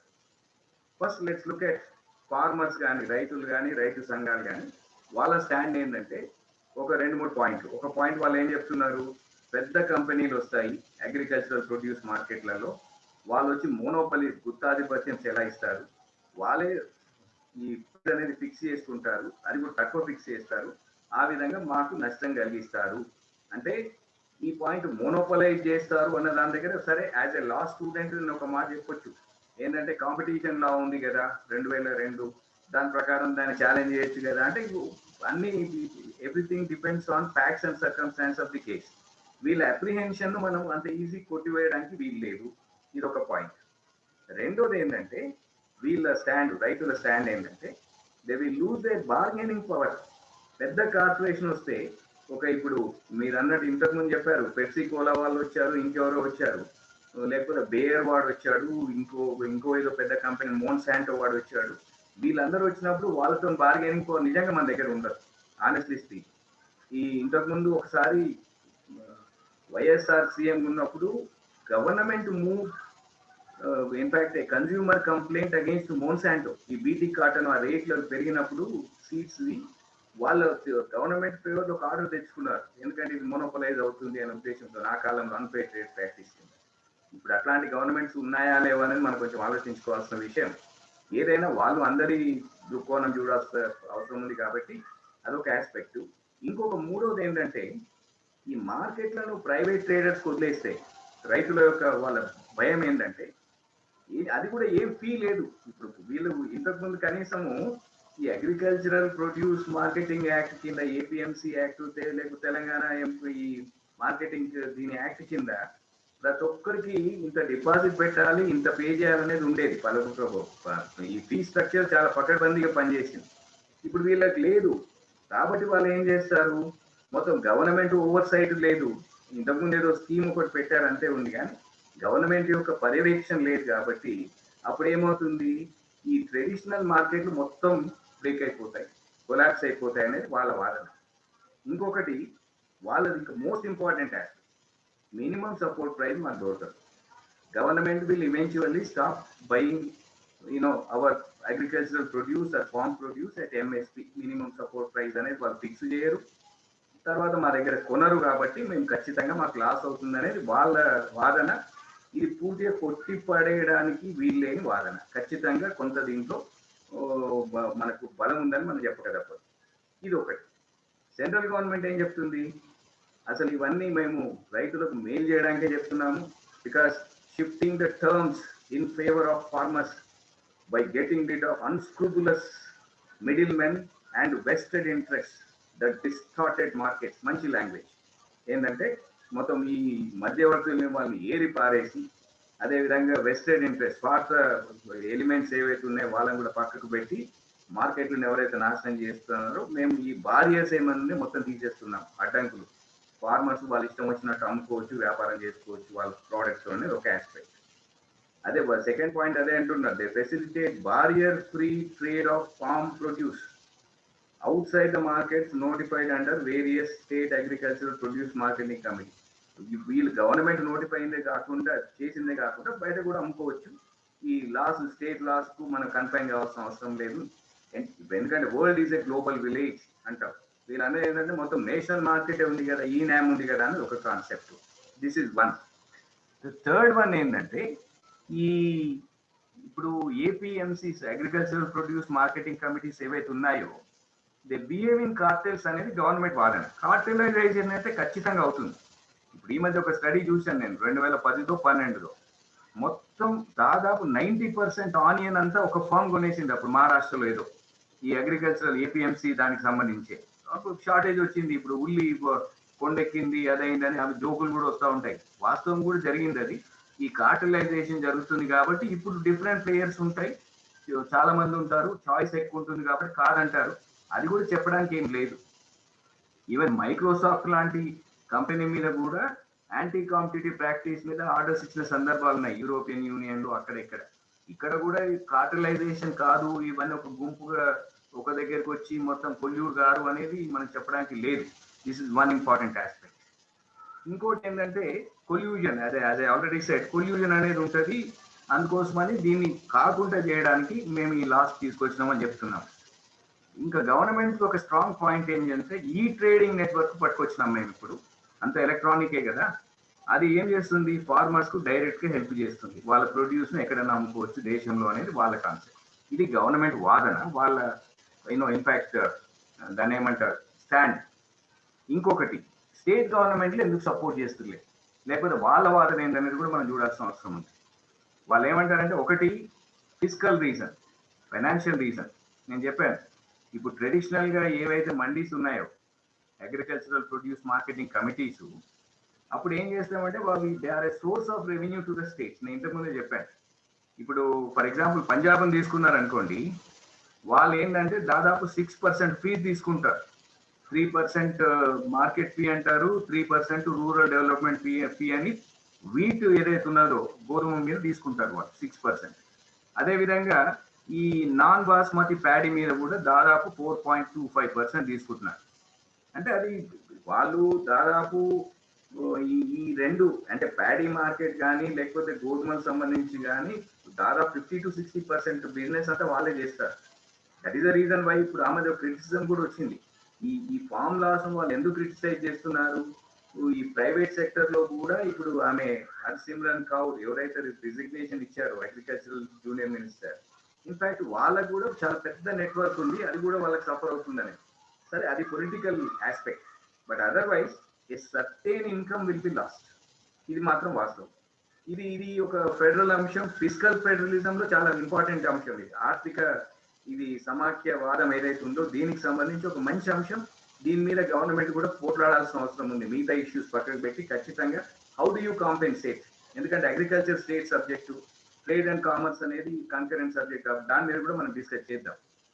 ఇక ఫెడరల్ ఇష్యూస్ వస్తాయి, ఇదే చెప్తా ఉన్నాయి. ఇప్పుడు ఫెడరల్ ఇష్యూస్ ఏమున్నాయి, in the scheme of law making power మనము రాజ్యాంగంలో 245 నుంచి 255 ఆర్టికల్స్ కానీ లేకపోతే 7వ షెడ్యూల్లో కానీ ముఖ్యంగా లిస్ట్ 2, లిస్ట్ 3 చూస్తే, లిస్ట్ 2 స్టేట్ లిస్ట్ లో ఎంట్రీ 14లో 14 ఎంట్రీ ఏం చెప్తుంది, అగ్రికల్చర్ అని చెప్తుంది.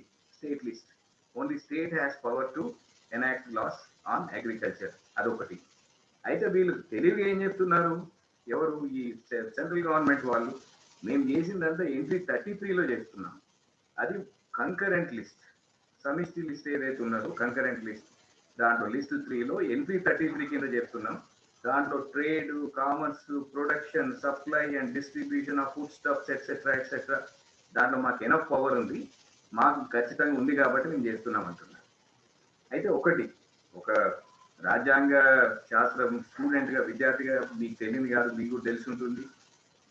నేను అనుకునేది ఏంటంటే ఇది ఒక కలరబుల్ లెజిస్లేషన్ కింద అయ్యే ఛాన్సెస్ కూడా ఉన్నాయి. ఎక్కడ ఆపుతారు మీరు? Agriculture and trading in agricultural produce రెండుని ఒక సెపరేట్ వాటర్ టైట్ కంపార్ట్మెంట్స్ కింద చూసే అవకాశం ఉందా? Very difficult to say. ఇప్పుడు బహుశా రేపు సుప్రీంకోర్టులో ఇప్పుడు ఆల్రెడీ కేసు పెండింగ్ ఉంది, ఇది స్టే చేసినా కూడా రాజ్యాంగ నిపుణులు రాజ్యాంగ కోవిదులు కూడా దీని గురించి ఖచ్చితంగా నేను మాట్లాడతారని నేనైతే అనుకుంటున్నా. ఎందుకంటే doctrine of colourable legislation or colourable exercise of the power under this particular act, దీనిలో ఏంటంటే invasion of the state list అనేది వస్తుంది, దాన్ని దండయాత్ర చేసినట్టు ఉంటుంది. ఆ విధంగా మనం ఒక ఈ ఫెడరల్ స్ట్రక్చర్ ని మనము దెబ్బతీసిన వాళ్ళు అవుతాం అనేది ఇది ఒక ఇంపార్టెంట్ ఆస్పెక్ట్. ఎందుకంటే ఎన్నో కోకొల్లో ఉన్నాయి జడ్జిమెంట్స్, దీని గురించి చెప్పాల్సిన అవసరం లేదు.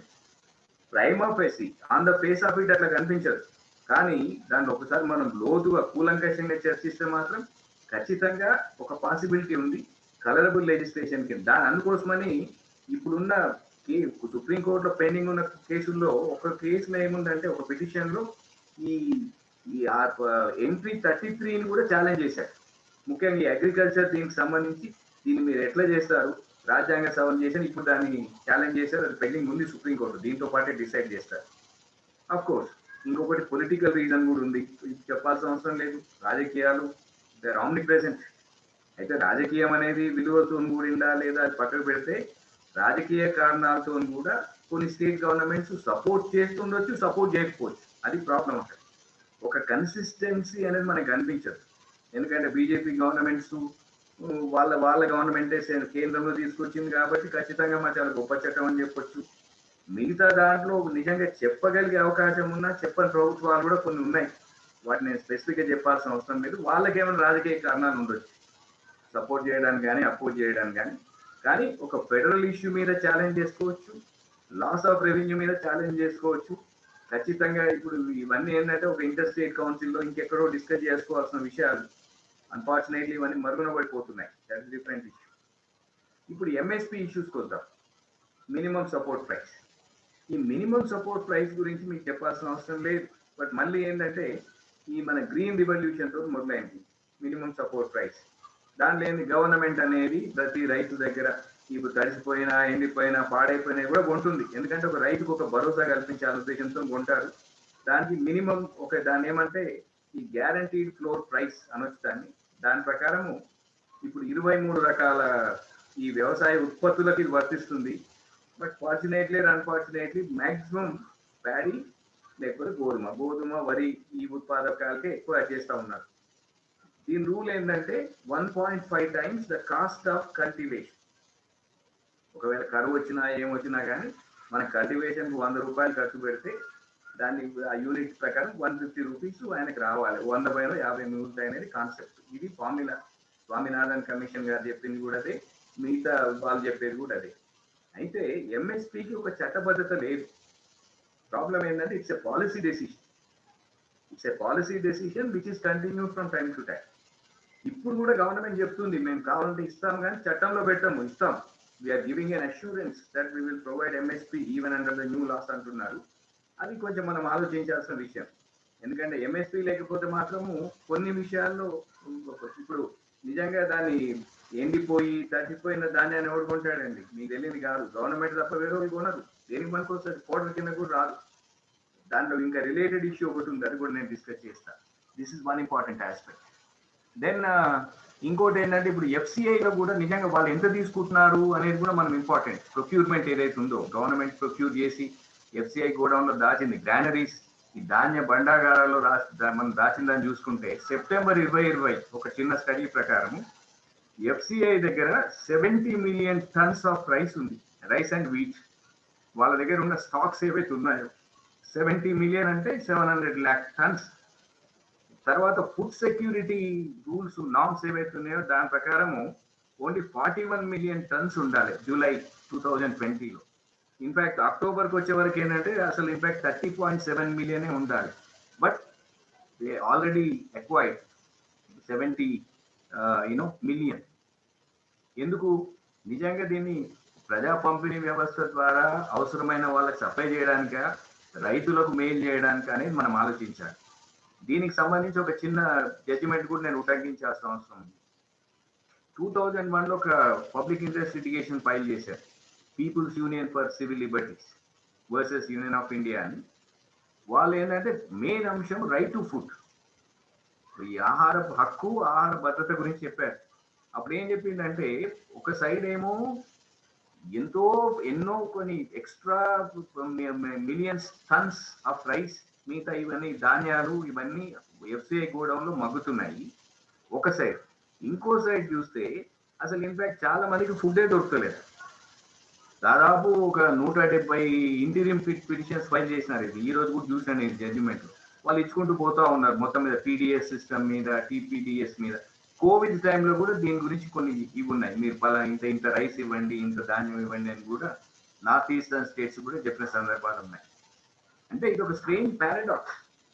ఒక సైడ్ ఏమో ప్రొక్యూర్ చేస్తున్నారు, ఇంకో సైడ్ ఏమో డిస్ట్రిబ్యూట్ చేయడం లేదు. అది మొత్తం ఎలుకలు తింటున్నాయా? రాజస్థాన్ గురించి దాంట్లో ఒక ప్రస్తావన ఉంది. రాజస్థాన్ లో ఎంత అంటే విపరీతంగా పండింది ఆ పర్టికులర్ టైంలో 2001లో పిసిఎల్ కేసు వేసినప్పుడు. ఎక్కడ చూసినా ధాన్యమే. అక్కడనేమో అది పరిస్థితి. ఇక్కడనేమో దాదాపు 30% మందికి ఫుడ్ లేకుండా మరీ బీదరికంలో ఉన్న వాళ్ళు కూడా ఉన్నారు. సో మరి అట్లాంటి ఇష్యూస్ చూడడానికి కూడా గవర్నమెంట్ ఒక ప్రత్యామ్నాయ పద్ధతుల గురించి ఆలోచించాల్సిన అవసరం ఉంది. ఇది ఒక పద్ధతి అని వాళ్ళు అనుకుంటుండొచ్చు, ఈ బాధ్యత మాకెందుకు, ఎఫ్సిఐ గోడౌన్ మొత్తం ఖాళీ అయిపోతాయి, తర్వాత మేము అవసరం ఉన్నంతనే తీసుకుంటాం అనొచ్చు. కానీ ఇది ఇండైరెక్ట్ కూడా మన ఆహార భద్రత విషయం మీద కొంతవరకు ఇంపాక్ట్ పడే అవకాశం ఉంది. దీన్ని మనం గమనించాల్సిన అవసరం ఉంది. ఇంకా రిలేటెడ్ డెవలప్మెంట్స్ ఏమని మనం చూసాం. సెంట్రల్ గవర్నమెంట్ ఏమంటుంది, స్టేట్ గవర్నమెంట్స్ ఏమంటున్నాయి, ఏమనడం లేదు. రైతులు ఏమంటున్నాయి, రైతు సంఘాలు ఏమంటున్నాయి. రిలేటెడ్ డెవలప్మెంట్స్ చూద్దాం.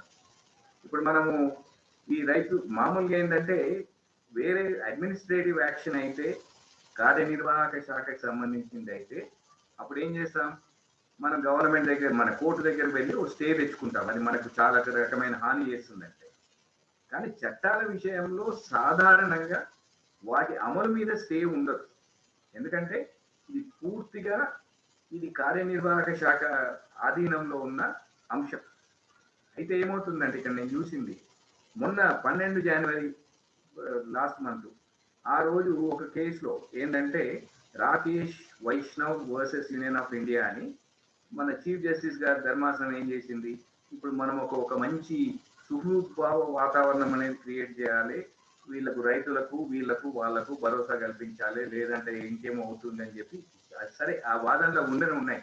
దుష్యంత్ దావే ఆయన ఏం చెప్పినాడు, ఏం చెప్పలేన దాని మీద కూడా చాలా చర్చలు జరిగినాయి. ఆయన రైతుల గురించి తరఫున మాట్లాడుతూ ఉన్నాడు కదా, ఈ ర్యాలీ గురించి కూడా మాట్లాడినాడు, ఏదో అష్యూరెన్స్ ఇచ్చినాడు అన్నారు, ఇంకేదో అన్నారు. అయితే ఆ రోజు ఏం చేశారు, supreme court stayed the implementation of the 3 central law. ఈ మొత్తం ఇది అమలు జరగడానికి లేదు, దీని ఇంప్లిమెంటేషన్ ఆపుతున్నామని చెప్పి ఇచ్చేశారు. జనరల్ రూల్ ఏంటంటే, సరే ఇది మనం రాజ్యాంగ పరంగా చెప్తున్న విషయం, ఎక్కడైతే దాని ముఖం మీద ప్రైమా ఫసి ఏ చట్టం అయితే రాజ్యాంగ వ్యతిరేకంగా కనిపిస్తుందో దాన్ని అసాధారణ పరిస్థితుల్లో స్టే చేయడానికి అవకాశం ఉంటుంది అమలు.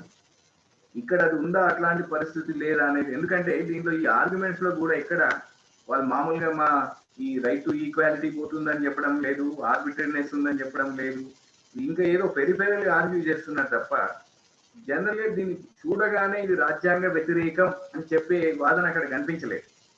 అయినా కూడా కోర్టు ఒక మీడియేటర్ రోల్ ప్లే చేసి, మేము ఒక కమిటీ పెడుతున్నాము, ఈ కమిటీలో 4-5 ఉంటారు, ఇన్ ద మీన్ టైం ఇది చేస్తున్నామని ఇచ్చారు. ఇదొక, ఎందుకంటే ఎప్పుడో 2014 సంవత్సరంలో సుప్రీంకోర్టు చెప్పింది, the operation of the statutory provisions cannot be stultified by granting an interim order except when the court is fully convinced that particular enactment is ex facie unconstitutional. అట్లా ఉందా లేదా అనేది ఒక పాయింట్. దాంట్లో గవర్నమెంట్ బాగానే depend చేసుకుంటుంది, మిగతా వాళ్ళు ఇంకో విధంగా అనుకుంటారు, ఇది ఒక పాయింట్. సరే, ఇప్పుడు 2 వర్గాలు ఉన్నాయి. ఇప్పుడు సెంట్రల్ గవర్నమెంట్ ఒకవైపు ఉంది, ఫార్మర్స్ యూనియన్స్, ముఖ్యంగా north Indian dominated farmers unions అనే చెప్పాలి, వాళ్ళు ఒక సైడ్ ఉన్నారు. గవర్నమెంట్ ఏమి ఇచ్చింది, ఒక అష్యూరెన్స్ ఇచ్చింది, ఏమని, మీకు ఏదైతే మినిమం సపోర్ట్ ప్రైస్ ఉందో ఆ సపోర్ట్ ప్రైస్ మేము విత్డ్రా చేయం, ఇది గవర్నమెంట్ పాలసీ, స్టాట్యూటరీ బేసిస్ ఉన్నా లేకున్నా ఇంతకుముందు ఉన్న పాలసీ ప్రకారం మేము కంటిన్యూ చేస్తామని ఒక భరోసా ఇచ్చారు. తర్వాత ఏమన్నారు, మేము 18 నెలల వరకు ఈ చట్టాలని మేము అమల్లో చేయము, అట్లా పెడతామన్నారు. రెండోది, అది కూడా ఒక ఎక్స్ట్రాడినరీ అష్యూరెన్సే. జనరల్గా ఏంటంటే గవర్నమెంట్లు అట్లా చెప్పవు, ఈ విషయంలో ఒక గ్రావిటీ ఆఫ్ సిచ్యువేషన్ అట్లుంది కాబట్టి చెప్పినట్టు అనిపిస్తుంది. ఇంకోటి ఏంటంటే స్టబుల్ బర్నింగ్ అనేది ఉంది, ఆ విషయం మీకు చెప్తా. స్టబుల్ బర్నింగ్ అంటే ఏం లేదు, ఇప్పుడు మనం అంతా మన పంట వేస్ట్ ఏదైతే ఉందో దాన్ని మొత్తం బర్న్ చేస్తూ ఉంటారు.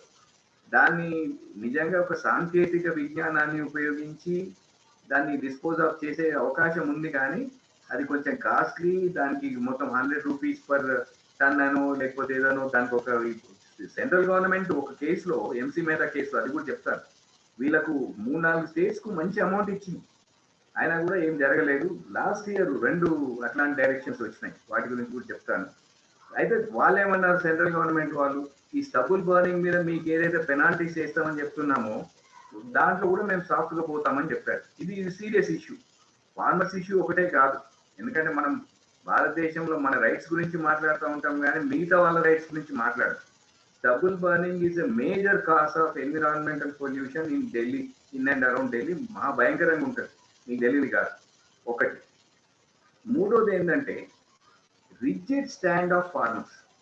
వాళ్ళు ఏంటంటే పట్టుకున్న దానికి, నేను చట్టాలు మంచివా కాదని చెప్తలేను, వాళ్ళ రిజిడ్ స్టాండ్ ఏంటంటే 3 చట్టాలని మీరు రద్దు చేయాల్సిందే, మాది ఒకటే డిమాండ్, వేరే లేదు, సింగిల్ పాయింట్ డిమాండ్.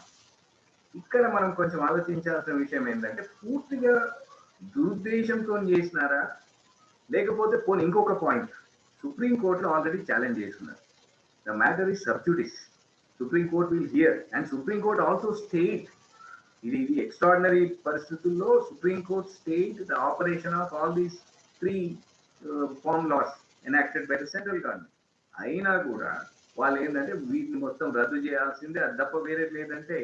ఇది ప్రజాస్వామ్యంలో మనం ఆలోచించాల్సిన విషయం ఏంటంటే, నేను పంజాబ్ ఫార్మరే కాదని నేను, ఆయన కూడా ఒక ఫార్మరే, కానీ పంజాబ్ లో ఉన్న సర్కమ్స్టాన్సెస్ వరంగల్లో ఉన్నాయా, హైదరాబాద్ లో ఉన్నాయా, కేరళలో ఉన్నాయా? దీనిలో why some even leftist states are also, some of them are supporting, some of them are not supporting, that different issue. అంటే ఇక్కడ ఏదో ఒక దీంట్లో చిన్న గ్యాప్ ఉన్నదని అనిపిస్తుంది, బట్ స్టిల్ ఇది ఒక rigid stand, it is not correct. నేను చెప్పిన మీరు వినాలంటే నడవదు అట్లా. ఒక్కటి, ఇది ఒక రీసెంట్ డెవలప్మెంట్, రిలేటెడ్ డెవలప్మెంట్, ఈ రిజిడ్ స్టాండ్ అనేది. ఇక 26 జనవరి నాడు ఏం జరిగిందో చూశాను. సరే, ఆ రోజు కొంత మీడియా అత్యుత్సాహం చూపించిందని కొందరు, నేను అక్కడే ఉన్నా, ఆ దగ్గర నుంచి కొంత ఏదో చూసే ప్రయత్నం చేసినాను, అంతవరకు పోలే, రెడ్ ఫోర్ట్ వరకు పోలేదు నేను, otherwise I was somewhere near by. Point is very simple. ఆ రోజు మీరు ఆ ట్రాక్టర్ నడిపించిన విధానం కావచ్చు, ఈ ఫ్రింజ్ ఎలిమెంట్స్ ఏవైతే వచ్చినాయో మధ్యలో, అంటే మామూలుగా మనది చాలా మంచి ప్రజాస్వామ్య దేశం, మీకు తెలియదు కాదు.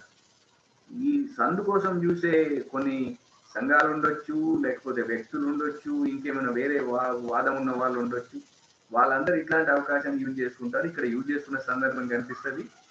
ట్రాక్టర్స్ ఇప్పుడు ఒక వ్యక్తి మీరు చూసారు, చనిపోయిన చిన్నపిల్లోడు 24 years, but how rashly he was trying to drive. పోలీసుల మీదకే చేసి ఏదో పోస్ట్ కొట్టబోయినాడు, పాపం కింద పడి చేశాడు, బట్ టైంలీ ట్రీట్మెంట్ కూడా కాలేదు. రెడ్ ఫోర్ట్ మీద ఒక మతానికి సంబంధించిన వాళ్ళ జెండాను ఎగిరేసినారు. వాళ్ళు ఏదో బాగేడు ఎప్పుడో 1873లో ఆయన చేసినాడు, అట్లనే చేసినామని చెప్తా ఉన్నారు. అంటే ఇక్కడ మన ఇదేమో ఎమోషనల్ ఇష్యూ. ఒక మంచి మనకు కాజ్ ఆఫ్ యాక్షన్ ఉన్న ఏదైతే కేసు ఉందో దాంట్లో ఏంటంటే ఒక ఎమోషనల్ ఇష్యూ ముందుకు వచ్చినప్పుడు అసలు కాజ్ వెనకపోతుంది. ఇప్పుడు ఆ రోజు జరిగింది ఏంటంటే పోలీసులను అటాక్ చేయడం, ఓపెన్ గా అటాక్ చేయడం జరిగింది. వాస్తవం అది, దాంట్లో అబద్ధం ఏం లేదు. ఇంకొకటి ఏంటంటే ఖచ్చితంగా మరి అది కాన్స్పిరసీయా, ఫ్రింజ్ ఎలిమెంట్స్ ఉన్నాయా, కానీ దాంట్లో వాళ్ళు ఉన్న దాంట్లో ఎవరో పన్ను అని ఒక ఆయన ఉన్నాడు, ఇంకొక ఆయన సిద్ధు ఉన్నాడు, దీపక్ సిద్ధు. నెక్స్ట్ డే మళ్ళీ పిఎంతో ఫోటోలు వస్తాయి, మళ్ళీ మిగతా వాళ్ళతో ఫోటోలు వస్తాయి. ఏదైనా 26 జనవరి 2021 నాడు జరిగింది మాత్రం ఖచ్చితంగా. ఈ రోజు people, so many other people are speaking కదండి. ఆమె గ్రేట్ ఆఫ్ కంబర్గ్ అని, ఆమె చిన్న అమ్మాయి ఇప్పుడు కొంచెం పెద్దగా అయింది, ఆమె చెప్తుంది నో ఐఎమ్ సపోర్టింగ్ అంటే. ఏం సపోర్ట్ చేస్తున్నాం? ఇంటర్నేషనల్ ఇష్యూ ఎందుకైంది ఇది? లేకపోతే రిహానా మొన్న శోభా డే ఒక మంచి ఆర్టికల్ రాశారు ఆమె, దేంట్లో ఏదో పత్రికలు చూశాను నేను. ఏంటంటే ఈ ఆమె ఫాలోవర్స్ సంఖ్య పెరిగిపోయిందట. ఆమె కొన్ని లక్షల పదుల్లో లక్షల్లో ఉన్న ఫాలోవర్స్. సింగర్, ఆమె బార్బడోస్ సింగర్, ఆమె వెస్టర్న్ మ్యూజిక్. ఆమె క్రిటిసైజ్ చేస్తుంది. ఇప్పుడు కమలా హారిస్ వాళ్ళ అక్క కూతురు ఎవరు ఆమె చేస్తూ ఉంటుంది. పాయింట్ ఏంటంటే ఇది మన ఇంటర్నల్ ఇష్యూ ఒకటి. రెండోది ఏంటంటే రేపు దీనికి నిజంగా సమస్య ఉంది, పరిష్కారం చేసుకునే విధంగా పోవాలి. కానీ ఇంటర్నేషనల్ దాంట్లో ఇంటర్వెన్షన్ ఇప్పుడు సేమ్ ఆర్టికల్ 370 ఏమైందో almost similar thing is happening now. ఈ సెంటిమెంటల్ ఇష్యూ అని నేను అనుకోను. బట్ మనం 26 జనవరి రోజు జరిగింది కూడా మరి ఆ విధంగా మనకు మన ఒక మంచి ఫార్మిడబుల్ స్ట్రాంగ్ సావరిన్ కంట్రీ ఏదైతే ఉందో పోలీస్ వాళ్ళ మీద అటాక్ జరిగింది లేకపోతే వ్యవస్థ మీద అటాక్ జరిగింది అన్నప్పుడు ఖచ్చితంగా మన ఇమేజ్ అనేది డైల్యూట్ అయ్యే అవకాశం ఉంది. జరిగింది. దీంట్లో ఏంటంటే ఇప్పుడు ద వీక్ మ్యాగజైన్ ఎవరు రాశారు ఏమనంటే now they have to make lot of efforts, ముఖ్యంగా unions, farmers unions, in order to get back the trust, in order to restore the trust of farmers as well as the citizens. ఈ రెండు చేయాలని చెప్పారు. వాస్తవం కూడా అదే. ఎందుకంటే ఇప్పుడు ఆయన మొన్న చూసాం అక్కడ రాకేష్ టికాయత్ అనేది ఉన్నారు. ఆయన మహేంద్ర సింగ్ టికాయత్ కొడుకు, భారతీయ కిసాన్ సంఘ్, దానికి మజ్దూర్ కిసాన్ సంఘ్ దేనికో ఉంటారు, పెద్దదే. ఆల్మోస్ట్ ఈ was sought to be arrested. ఆయన ఏడ్చినాడు, ఏదో చేసినాడు, తీసుకొచ్చారు. ఇది కూడా కొంచెం మనం ఆలోచించాల్సిన విషయం. This is one aspect. ఇంకోటి ఏంటంటే ఇప్పుడు మనం ఈ ఆన్ గోయింగ్ యాజిటేషన్ కూడా చూస్తే, నిన్న కూడా చూసాం, ఒక 4 states లో విపరీతంగా ఉంది. మన దగ్గర ఎంత ఇంటెన్సిటీ లేదు, మనకు కనిపించడం లేదు. మనం వేదికల మీద చాలా డిస్కస్ చేస్తున్నమాట వాస్తవం. But the fact remains that the kind of intensity which is felt or witnessed in states like Punjab, Haryana, or Uttar Pradesh, or Rajasthan is not felt in other parts of the. And then I've seen on national TV and other places also. మన వాళ్ళు కొంత no, there are certain things which are in our favor అని చెప్పడానికి కూడా ఉన్నారు. అంటే పూర్తిగా వీటిని రైతుల కంప్లీట్ గా వ్యతిరేక చట్టాలని చూడడానికి లేదు. ఖచ్చితంగా there are certain silver linings అనేది ఒక పాయింట్. ఇది ఇంకోటి ఏంటంటే ఇప్పుడు మనం చూస్తా ఉన్నాం, ఈ సింగు బోర్డర్ కావచ్చు, ఇంకేమన్నా కావచ్చు, వాళ్ళు రోడ్డు మీద ఒకవైపు పోలీసు వాళ్ళు, ఇంకోవైపు రైతులు, ఆ రైతు సంఘాలు, పెద్ద లంగరు, ఫుడ్ అన్నీ ఉంటాయి. కానీ వాళ్ళు మొత్తం మిగతా వాళ్ళ రైట్స్ ని ఎవరు గౌరవించడం లేదు. షహీన్ బాగ్ లో జరిగింది, ఆల్మోస్ట్ ఇది జరిగే కార్యక్రమం ఉంది. సింగు బోర్డర్ అంటారు, గజియాబాద్ బోర్డర్ అంటారు, ఇంకెక్కడో అంటారు. దాని పాయింట్ ఏంటంటే మేము చెప్పింది చేయండి, లేకపోతే మేము ఈ పని చేస్తామంటే రేపు ఏప్రిల్ వస్తుంది, మళ్ళీ హార్వెస్టింగ్ సీజన్ మొదలవుతుంది. How many people will stay back? చాలా మంది వెళ్ళిపోయినారు ఇప్పటికి కూడా. మొన్న ఆయన ఏడ్చి ఒక ఎమోషనల్ సీన్ క్రియేట్ చేసినారు కాబట్టి వచ్చినారు, లేకపోతే అక్కడ ఆ సోకాల్డ్ ఆ బార్డర్, గజియాబాద్ బార్డర్ కూడా సీల్ అయిపోయింది. ఎనీవే, సీల్ కావాలని నేను అనుకోవడం లేదు. కానీ దీంట్లో ఇప్పుడు ప్రొటెస్ట్ గురించి మాట్లాడుతున్నాం కాబట్టి మెంటల్ బ్యాంక్రప్సీ అనేది ఉండకూడదు. దీంట్లో కొత్త నూతన విధానాన్ని మనం చూడాలి. గవర్నమెంట్ మెడల్ వంచుదాము అనుకున్నప్పుడు దాంట్లో ఇప్పుడు పార్లమెంట్ ఒక వేదిక, వాళ్ళ అవకాశం ఇస్తలేదు, అది కూడా చెప్తా ఉన్నా. ఎందుకంటే వాళ్ళకి మా గ్రూప్ మెజారిటీ ఉంది కాబట్టి మేము ఇవ్వమన్నట్టు కూడా ఒక్కోసారి ఉండే అవకాశం ఉంది. But still we have to get. ఈ వాయిదాల పర్వం జరుగుతుంది, ఇంకేమో జరుగుతుంది. ఒకటి ఏంటంటే ఇప్పుడు కొంచెం మనం ఇంట్రాస్పెక్ట్ చేసుకోవడానికి, రిట్రాస్పెక్ట్ చేసుకోవడానికి ఒక అవకాశం ఉన్నది దీంట్లో. అందుకోసమని ఏంటంటే ఆల్రెడీ స్టే ఉన్నది వాటి అమలు మీద. గవర్నమెంట్ కూడా 18 నెలలు అంటుంది. సరే, దాన్ని చూడాలి. ఎక్కడైతే స్కోప్ ఉందో, మిస్యూజ్ చేసే స్కోప్ ఉందో నేను చెప్పే ప్రయత్నం చేసిన. ఇంకా ఇది కాకుండా మనము ఈ స్టబుల్ బర్నింగ్ ఆల్రెడీ చెప్పాము. ఎంసీ మేతా కేసులో స్టబుల్ బర్నింగ్ గురించి చెప్తాడు. ఎప్పుడు ఈ MC Mehta versus union of India అని ఆయన తెలుసు కదా, పర్యావరణ దానికి సంబంధించి చాలా మంచి అడ్వకేటు. వాళ్ళు ఏమంటారంటే no serious ground work was made by the concern state where the stubble burning is taking place. ఏ గవర్నమెంట్ చేయడం లేదు, ఎందుకంటే వాళ్ళ ఓట్లు కావాలి. వాళ్ళకి వాతావరణం గురించి పెద్ద పట్టించుకోవాల్సిన అవసరం లేదు. So government, central government, state governments కి ఎన్ని ఫండ్స్ ఇచ్చింది, వాళ్ళ ఓన్ రూల్డ్ గవర్నమెంట్స్ కూడా, వాళ్ళ పార్టీ రూల్ చేసిన వాటి దీన్ని కూడా చెప్పారు వాళ్ళు. ఒక చిన్న ఆబ్జర్వేషన్ మీ ముందు తీసుకొచ్చే ప్రయత్నం చేస్తారు.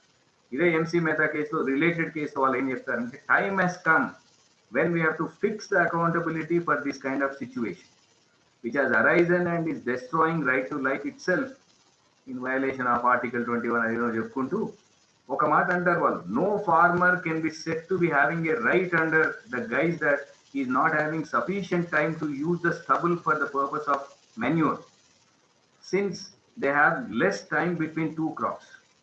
So cutting and sowing of next crop. Therefore, they cannot, by burning in their fields, put life of sizable population in jeopardy. ఇప్పుడు ఈ స్టబ్బుల్ బర్నింగ్ చేసే వాళ్ళు, ఇప్పుడు మనం ఈ వరి ధాన్యం అంతా అయిపోయిన తర్వాత మిగతా అంతా కాలబెడతా ఉంటారు, మీరు చూస్తూ ఉంటారు. దీంతో ఏమవుతుందంటే నిజంగా పర్యావరణ కాలుష్యం ఉంటుంది. దీంట్లో కొంచెం ముందుకు రావాలి ఫార్మర్స్ యూనియన్స్, దాంట్లో కూడా ముందుకు రావాలి. అన్ఫార్చునేట్లీ అక్కడ కనిపించదు ఇట్లాంటి వ్యవహారం. ఎందుకంటే మీరు చేసేది రైట్ అన్న దాంట్లో పోతున్నారు ఒక్కొక్కసారి. అది అది అక్కడ వాళ్ళకి ఫార్మర్స్ వర్తిస్తుండొచ్చు, కానీ మన దగ్గర అట్లాంటి పరిస్థితి లేదు. I'm not trying to divide the farmers, but the fact remains that ఇట్లాంటి ఇష్యూస్ కూడా చూడాలి. ఇంకోటి సుప్రీంకోర్టు ఆ మధ్య ఏం చెప్పింది, మొన్న ఎప్పుడు October 7, 2020 ఒక ఈ షహీన్ బాగ్ 370 ఆర్టికల్ 3 ఈ సిటిజన్షిప్ అమెండ్మెంట్ యాక్ట్ వాటన్నిటి గురించి వాళ్ళు కొన్ని నెలలు చేశారు. అక్కడ కోవిడ్ టైంలో మళ్ళీ డిస్కంటిన్యూ చేయాల్సి వచ్చింది. వాళ్ళు ఏమన్నారంటే right to protest at a public place is not a fundamental right. ఇష్టం వచ్చిన దగ్గర నేను ప్రొటెక్ట్ చేస్తా అంటే అక్కడ లోకల్ వాళ్ళకి కూడా ఉంది కదా ప్రాబ్లం. మొన్న లోకల్ వాళ్ళు కూడా గవర్నమెంట్ ప్రేరేపించిందా మిగతా వాళ్ళు చేసిన తర్వాత విషయం పక్కకు పెడితే వాళ్ళు ఏమంటారంటే right to protest at a public place to express one's dissent is a sacrosanct fundamental right guaranteed to each citizen under the Constitution. బాగానే ఉంది. And also held that demonstrations expressing dissent have to be in designated place only. ఒక designated place లో ఉంటే మిగతా వాళ్ళ దానికి కూడా కాదు, వాళ్ళ సింపతి ఉంటుంది. Otherwise I think the agitating parties must be made accountable for that. కొంత ఒక లిమిట్ సాచురేటెడ్ పాయింట్ అనేది వాళ్ళకు ఉండాలి, వీళ్ళకు ఉండాలి. పట్టు వీపు అన్నది రెండు వర్గాలకు ఉన్నప్పుడు ఖచ్చితంగా ఒక సొల్యూషన్ అనేది ఉంటుంది. Now I am coming to the last part. Conclusion ఏంటి, మరి సొల్యూషన్ ఏంటి, ఏం చేయాలి? ఇవి ఓన్లీ భయాలేనా? ఒక point, is it only the apprehensions which are misplaced, or does it have any strong foundation, in fact ground to believe that ఈ government మొత్తం రైతు చట్టాలు మొత్తం రైతులకు వ్యతిరేకంగా అనుకున్నాయంటే రెండు రకాలు ఉన్నాయి. ఇప్పుడు నేను ఇప్పుడు నిష్పాక్షికంగా అనలైజ్ చేసే ప్రయత్నం చేసిన, కానీ రెండు వాదనలు రెండు వైపు కూడా స్ట్రాంగ్గా ఉంటాయి కాదన్న. అయితే ఇప్పుడు నేను with my humble experience I would like to suggest, అది మేబీ నా ఉద్దేశంలో ఇట్లయితే బాగుంటుందేమో అని అనుకుంటున్నాను. ఒకటి ఏంటంటే సుప్రీంకోర్టు ఆల్రెడీ స్టే చేసింది. సుప్రీంకోర్టులో మనం సుప్రీంకోర్టు మీద నమ్మకం ఉండాలి కదా, అత్యున్నత న్యాయస్థానం. ఆ న్యాయస్థానం చెప్పిన దాని ప్రకారం నడుచుకుంటున్నాం. సుప్రీంకోర్టు ఎవరు అనడానికి లేదు. ఎందుకంటే కొంతమంది అన్నారు who is supreme court order this అని కూడా అన్న సందర్భాలు ఉన్నాయి, విచ్ ఈస్ రాంగ్. ఎందుకంటే operation has been already stay. This is one important point. ఇంకోటి ఏంటంటే జ్యుడిషియల్ డెసిషన్ ని, రూల్ ఆఫ్ లా ని మనం రెస్పెక్ట్ చేసుకోవాల్సిన అవసరం ఉంది. సో అందుకోసమని సుప్రీంకోర్టు జడ్జిమెంట్ వచ్చేదాకానైనా ఈ చట్టాలని ఎట్లాగూ స్టే ఉంది కాబట్టి వీటిని పక్కకు పెట్టి, తర్వాత ఒకసారి ఇది వచ్చిన తర్వాత గవర్నమెంట్ కూడా బైండ్ ఉంటుంది కదా, then we can see what happens అనేది. That is first point. ఇంకోటి ఏంటంటే ఇది ఒక మంచి సూచన. నేను హ్యాండ్స్ ఇండియాలో ఒక ఆర్టికల్ రాసినప్పుడు కూడా ఇంకో విద్యార్థులను కలిసి ఈ సూచన చేసిన నేను ఏంటంటే, ఇప్పుడు కంకరెంట్ లిస్ట్ ఉంది. కంకరెంట్ లిస్ట్ లో ఉన్న సబ్జెక్ట్ మీద మనకు సెంట్రల్ గవర్నమెంట్ చేస్తుంది చట్టాలు, స్టేట్ గవర్నమెంట్ కూడా చేస్తుంది, పర్వాలేదు. అయితే రెండింటి మధ్యలో ఏదైనా వైరుధ్యం ఉందనుకున్నప్పుడు సెంట్రల్ గవర్నమెంట్ లానే వర్తిస్తుంది, స్టేట్ గవర్నమెంట్ వర్తించదు, స్టేట్ లా అనేది వర్తించదు, ఫైన్. అయితే ఇదే ఆర్టికల్ 254 కింద క్లాస్ 2లో ఇప్పుడు నేను, ఎందుకంటే ఈ trade and commerce, input stuffs etcetera అన్నది ఒక ఈ సమిష్టి లిస్ట్ లో ఉన్న సబ్జెక్ట్ మీకు తెలుసు, ఎంట్రీ 33 కింద లిస్ట్ 3లో. 254 క్లాస్ 2లో ఏం చెప్తారంటే, ఒకవేళ చట్టం కేంద్రం చేసినా కూడా తర్వాత అదే సబ్జెక్ట్ మీద, అదే కంకరెంట్ సబ్జెక్ట్ మీద స్టేట్స్ చేసినప్పుడు దాన్ని మన ప్రెసిడెంట్ ఈ అసెంట్ కోసము ప్రయర్ రిజర్వేషన్ చేసిన తర్వాత వాళ్ళు ఇస్తే అప్పుడు స్టేట్ లా సెంట్రల్ లాను ప్రివేల్ చేసినట్టు ఉంటుంది అంటారు. ఇంతకుముందు మోడల్ అగ్రికల్చర్, ఇది ఫార్మింగ్ అగ్రిమెంట్స్ అనో ఈ నామ్ అనో ఇవన్నీ పెట్టారు వాళ్ళు. Same thing can better.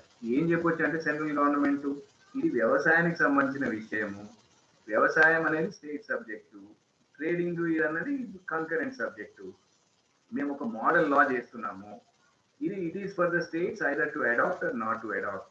పోనీ అడాప్ట్ చేసుకొని స్టేట్స్ ఏమన్నా ముందుకు వచ్చి లేదు మా చట్టం మేము చేసుకున్నాము మీరు మాకు పర్మిషన్ ఇవ్వండి అంటే ప్రెసిడెంట్ ఇస్తున్నా అంటే కేంద్రం ఇస్తున్నట్టే. ఆ పాసిబిలిటీ ఉంది ఆర్టికల్ 254 క్లాస్ 2 కింద. అది ఇచ్చారనుకోండి, it will be wonderful gesture. ఒక ఒక ఒక మన సమాఖ్య విధానంలో ఒక చాలా మంచి డెసిషన్ అవుతుంది. అప్పుడు ఎవరెవరికి ఎట్లాంటి చట్టం ఉండాలనేది ఏ స్టేట్ వాళ్ళని నిర్ణయించుకుంటారు.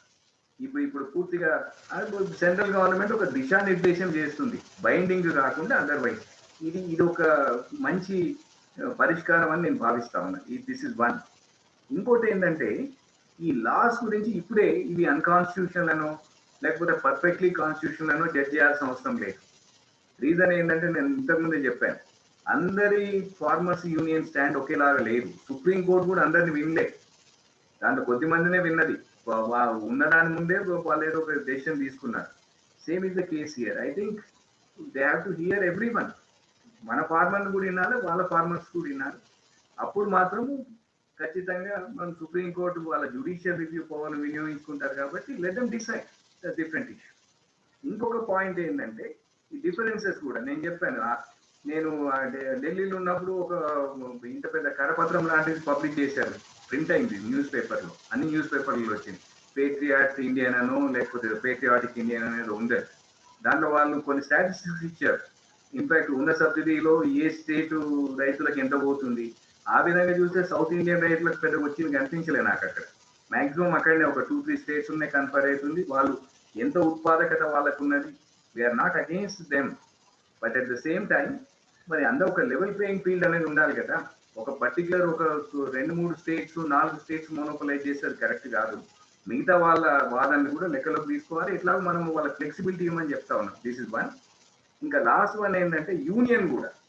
ఇప్పుడు యూనియన్ కూడా సరే వాళ్ళు ఏమంటున్నారంటే మేము 18 రకాల కన్సెషన్స్ ఇచ్చినాం, ఇంతవరకు అష్యూరెన్స్లు ఇచ్చినాం, వాళ్ళు మాత్రం మెట్టు దిగుతలేరు, వీటిని రద్దు చేస్తేనే కరెక్ట్ అని చెప్తున్నారు రైతు సంఘాలు. ఇది కరెక్ట్ కాదంటారు. కానీ ఇన్ని భయాలు ఉన్నాయి కాబట్టి యూనియన్ వాళ్ళు కూడా they must reassure the farmers. ఏమని? Will take care of your interest. ఇప్పుడు ఈ చిన్న చిన్న దళారీలు ఎవరైతే ఉన్నారో ఏపీఎం మండీలో, అగ్రికల్చరల్ మండీస్లో, వాళ్ళ ప్లేసులో అంబానీలు, అదానీలు, లేకపోతే పెప్సీలు, కోకా కోలాలు వీళ్ళు వచ్చి మొత్తం, లేకపోతే మోన్సాంటో, బేయర్ కంపెనీలు ఉంటారు, వాళ్ళని తీసుకొచ్చి పెడితే ఈ చట్టాల యొక్క ముఖ్య ఉద్దేశం అనేది నెరవేరదు. This is very important. So అందుకోసమని ఫస్ట్ వీళ్ళకి అష్యూరెన్స్ ఇవ్వాలి. ఏంటంటే మీరు ఎక్కడ నమ్ముకుంటారు బాగానే ఉంది, but the small middlemen, వాళ్ళు మనోళ్ళే, చిన్నోళ్ళు ఉన్నారు, ఇంకెవరైనా ఉన్నారు, they are not substituted with big MNCs and corporates. అట్లా జరిగినప్పుడు మాత్రం ఖచ్చితంగా definitely there will be in fact an unequal level field. There is no level playing field. అప్పుడు ఈ వీళ్ళ భయ ఆందోళనలు ఏవైతే ఉన్నాయో వాటిని ఖచ్చితంగా మొత్తం వాళ్ళ జస్టిఫికేషన్ ఉంటుంది. ఎవరికి? రైతులకు, రైతు సంఘాలకు, గవర్నమెంట్కు వీళ్ళకి భరోసా ఇవ్వాల్సిన అవసరం ఉంది. చెప్పిన తర్వాత ఇక్కడ ఏంటంటే give some and take some. వీళ్ళు కూడా యాజిటేషన్ కొన్ని రోజులు పక్కకు పెట్టి వీటి మీద మళ్ళీ మొత్తం చర్చను లేవనెత్తి ఇక్కడ ఈ పాసిబిలిటీ ఉంది, ఇట్లా ఉంది అనేది చేస్తే ఒక మీటింగ్ పాయింట్ అనేది వస్తుంది. ఖచ్చితంగా something can be done. Until that time ఈ ఇంపాస్ అనేది కంటిన్యూ అవుతూనే ఉంటుంది. దీంట్లో కొన్ని అపోహలు ఉన్న మాట కూడా వాస్తవమే. ప్రతి చట్టాన్ని కూలంకషంగా చదవాలి. ఇది ఫ్లవరీ లాంగ్వేజా? ఇంకోటి ఏంటంటే ఇంకో పాయింట్ కూడా చెప్పొచ్చు చాలా మంది. ఏంటంటే ఇప్పుడు ప్రతి సిటిజన్కి freedom to carry on any trade, occupation, business ఇవన్నీ ఉంటాయి. ఇప్పుడు ఈ కాంట్రాక్ట్ ఫార్మింగ్ ఇవన్నీ మనం ఇంట్రడ్యూస్ చేసిన తర్వాత దాంట్లో మనం ఒక చట్టంలో వాళ్ళని బంధిస్తే అప్పుడు వాళ్ళ ఈ freedom to carry on trade, occupation, business guaranteed under article 19(1)(g) అది వైలేట్ అవుతుందా అని కూడా కొంచెం ఆలోచించాల్సిన అవసరం ఉంది. ఇంకా లాస్ట్ పాయింట్ ఏంటంటే మనం అంటాం కదా, కొండ నాలుకకు మందేస్తే ఉన్న నాలుక ఉన్నట్టు, వాళ్ళు నిజంగా దళారీ వ్యవస్థను రూపుమాపడానికి లేకపోతే దాంట్లో వాళ్ళ ఉన్న ఏ నష్టాన్ని పూర్తి చేసి మనం రైతులకు మేలు చేయడానికి అని అంటున్నారో అది యాక్చువల్గా మొదటికే మోసం తెచ్చేలాగా ఉంటే మాత్రం ఖచ్చితంగా ఈ చట్టాల కంటిన్యూషన్ ఒక క్వశ్చన్ మార్క్ మిగిలిపోతుంది. Because the remedy should not be worse than the malady. అది it is the responsibility of the central government to take care of it. So ఇవి కొన్ని స్ట్రే థాట్స్. నాకు తోచినవి రిలవెంట్ అనుకున్నాయి. మీ ఏమైనా కొత్త కోణం ఏమైనా వచ్చిందో లేదో నాకు తెలియదు, but I try to in fact focus on all these issues, starting with actual enactment of laws, what is the controversy, what is the different stand, తర్వాత చట్టాలు ఏం చెప్తున్నాయని కూడా కొన్ని ఇంపార్టెంట్ ఆస్పెక్ట్స్ చెప్పే ప్రయత్నం చేశాను.